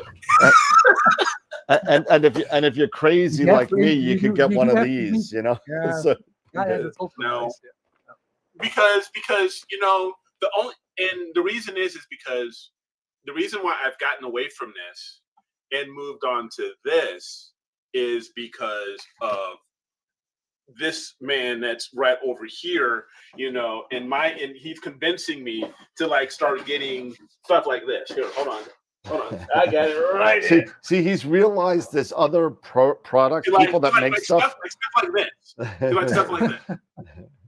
You know, or the Asado, you know, stuff like that, because they're awesome. Yeah. And but they're from different brands. Exactly. That's the whole thing, right? We don't. But I think because you have this also with iOS versus Android, right? And so you will have this open space where people, you want to integrate all kinds of different like tools to be working together. And you have some software developers that are aiming for that. But there's also something to be said. Why is everybody still walking around with those iPhones, you know? Sometimes it's also nice to create this more closed loop system. And I know it's limited, but it is very reliable and it works. Yeah, exactly. It does. So, It would be great to have everything. We need different kind of options as consumers, and then we can just make our own decision. Absolutely. What to go for, right? You are very right there, Wido. Absolutely. Right. But it is a good product and it works. You know, if you know, somebody compared this to what? Somebody said in there. Somebody compared this, I believe it was this, to a gateway drug. And so you know, you get this and you work with it, you play it, and then you finally find out there's something better out there, like a Nightcrawler or a rotator that's out there, or something like, and then you find out that the mounts are better, and you know, all this kind of stuff, and now you're like, oh my god, I could, you know, I'm struggling here. But you know what, a lot of people do get a lot of good results with this, an EAF, a scope, and whatever mount they want. A lot of people do get a lot of good results with it, so you can't really bash it. It is easy. No, I know you're not. I'm just saying in general, you know. And planetary imaging is also a little bit limited on that thing. It's getting better though. It's getting better. They're all making improvements. Higher FPS. Yeah. Well, that's what. Again, you know, you got to make sure you get the, you know, right kind of camera for that, you know what I mean? So you know, so you know, you get something that runs at, you know, 600 by 480 at 270 frames per second, you know, then you're okay, right? You know. But, oh man, cool. Okay, well, I'm done with my rant. I know it's getting late, Wido. So, but Wido, I so appreciate you coming for having me, guys. No, thank you for coming on. And real pleasure, real nice to talk to you. Thanks. When this shuts off, if you want to stick around and give me your address, this will still run in the background, not live. Or if you just want to email it to me, that's fine too. That's fine. But okay. But thank you so much for coming on. I don't think, you know, why don't we do a little quick final thoughts and we can let Wido go to bed. Yeah, for sure. Again, I know it's been a Saturday, everybody. We really appreciate you guys coming on. Wido, again, thank you so much for your time coming on. It's been a blast having you. Hey, maybe if you're so inclined, maybe Dan, you can talk some, maybe Astropalooza later this year if you're also interested, something like that. But again, it was a great show, really great interaction. Thank you so much to our viewers and our membership, you know, for the questions you've asked and everything like that. Hope you guys got a lot of fun out of this. I know I did. And yeah, I won't be here on Wednesday, but I'll be back on Friday. But and I'll see you guys then. So you guys have a great weekend ahead. Awesome, Dave. Awesome. Just basically, yeah. Thanks, Wido, for coming out and hanging out with us. You know, it was a pretty good way to spend a rainy, cruddy Saturday here. So, you know, wasn't like typically this would be my golf day, but not today. So, but thanks for sharing your experience with us and, you know, going through your thought process on how you do it and why you do it. It's awesome to know you're out there, and I love your content on your videos. They're fun to watch. So just keeping it up. It's awesome. Yeah. No, nice. Thank you for the kind words. And yeah, Dan, sorry. No, it's your turn. Go right ahead. Oh, no. So thanks so much for having me on. I really appreciate it. And I think it's super informative to meet other guys who are also enjoying the hobby, and we learn so much from each other. So having this kind of interaction and sometimes going off the rails, that's really, really nice way to learn more in a positive way. So really great to be here, despite the time difference and the 10 o'clock, but no problem. Oh. So if you want to have me back, then just let me know. We can do some more stuff. If you want. Maybe we could. We'll work on December and see if you know, you want to come on do a presentation for Astropalooza. Yeah. Hey, cool. Great. Would be great. Yeah, it's gonna be a lot. It's a lot of fun. And we do a lot of giveaways and everything. It's pretty cool. But all right, everybody. For 8 hours, huh? It's 8 hours. Yeah. It's 8 hours. Yeah. So heroes. We do. Hey, you know what? We did it the first year. The first year, I thought it was a joke. I said, "Why don't we don't have NEEF. It's the middle of COVID. Why, you know, nobody's doing anything. Nobody's going out. We got to do something. There's nothing. So why don't we just do this thing?" And I'm going to call it Astropalooza. So me and Eric got together and thought about some people to just get in contact. I've already was friends with the Masters of Pix Insight and Sean Nielsen. So I was able to get that year. I was able to get Amy Astro, Charles Bracken, Dr. Christian Sass for my telescope. Who else? I'm forgetting. Astro, Amy Molly. Astro Molly. Astronomolly. Yeah, from Molly Wakeling. Yeah. So I was able to get a bunch of people, and that was, I mean, I ended off with a shot of whiskey because I was so tired. I just did it on, you know. And now it's a thing. Everybody watches it to take the shot of whiskey at the end. So it's like, you know, but it's a lot of fun. It's very informative. It is more presentation type of thing. So it's like, it's not a one-on-one. It's more of like, talk about what you want to talk about for a half an hour, and then we go on, you know. But it's a lot of fun, and I enjoy doing it, even though it's a long day. So. And as long as Eric doesn't have an Army-Navy game, you know, again, because that's usually... You know what? You need to really think about scheduling that a little bit earlier or later then, man. No, I'm just saying. Earlier or later? What? Earlier or later? Earlier, either a different It's 8 hours. What do you mean earlier or later? I'm just saying the Saturday before or the Saturday after. Saturday before is no good. Saturday before is no good because it's Thanksgiving. Saturday after. I didn't have a problem with that. my wife's got a problem with that. So last year I had to watch from the dreaded Dominican Republic. Yes, you were, and you were sending us pictures. Here. Yeah.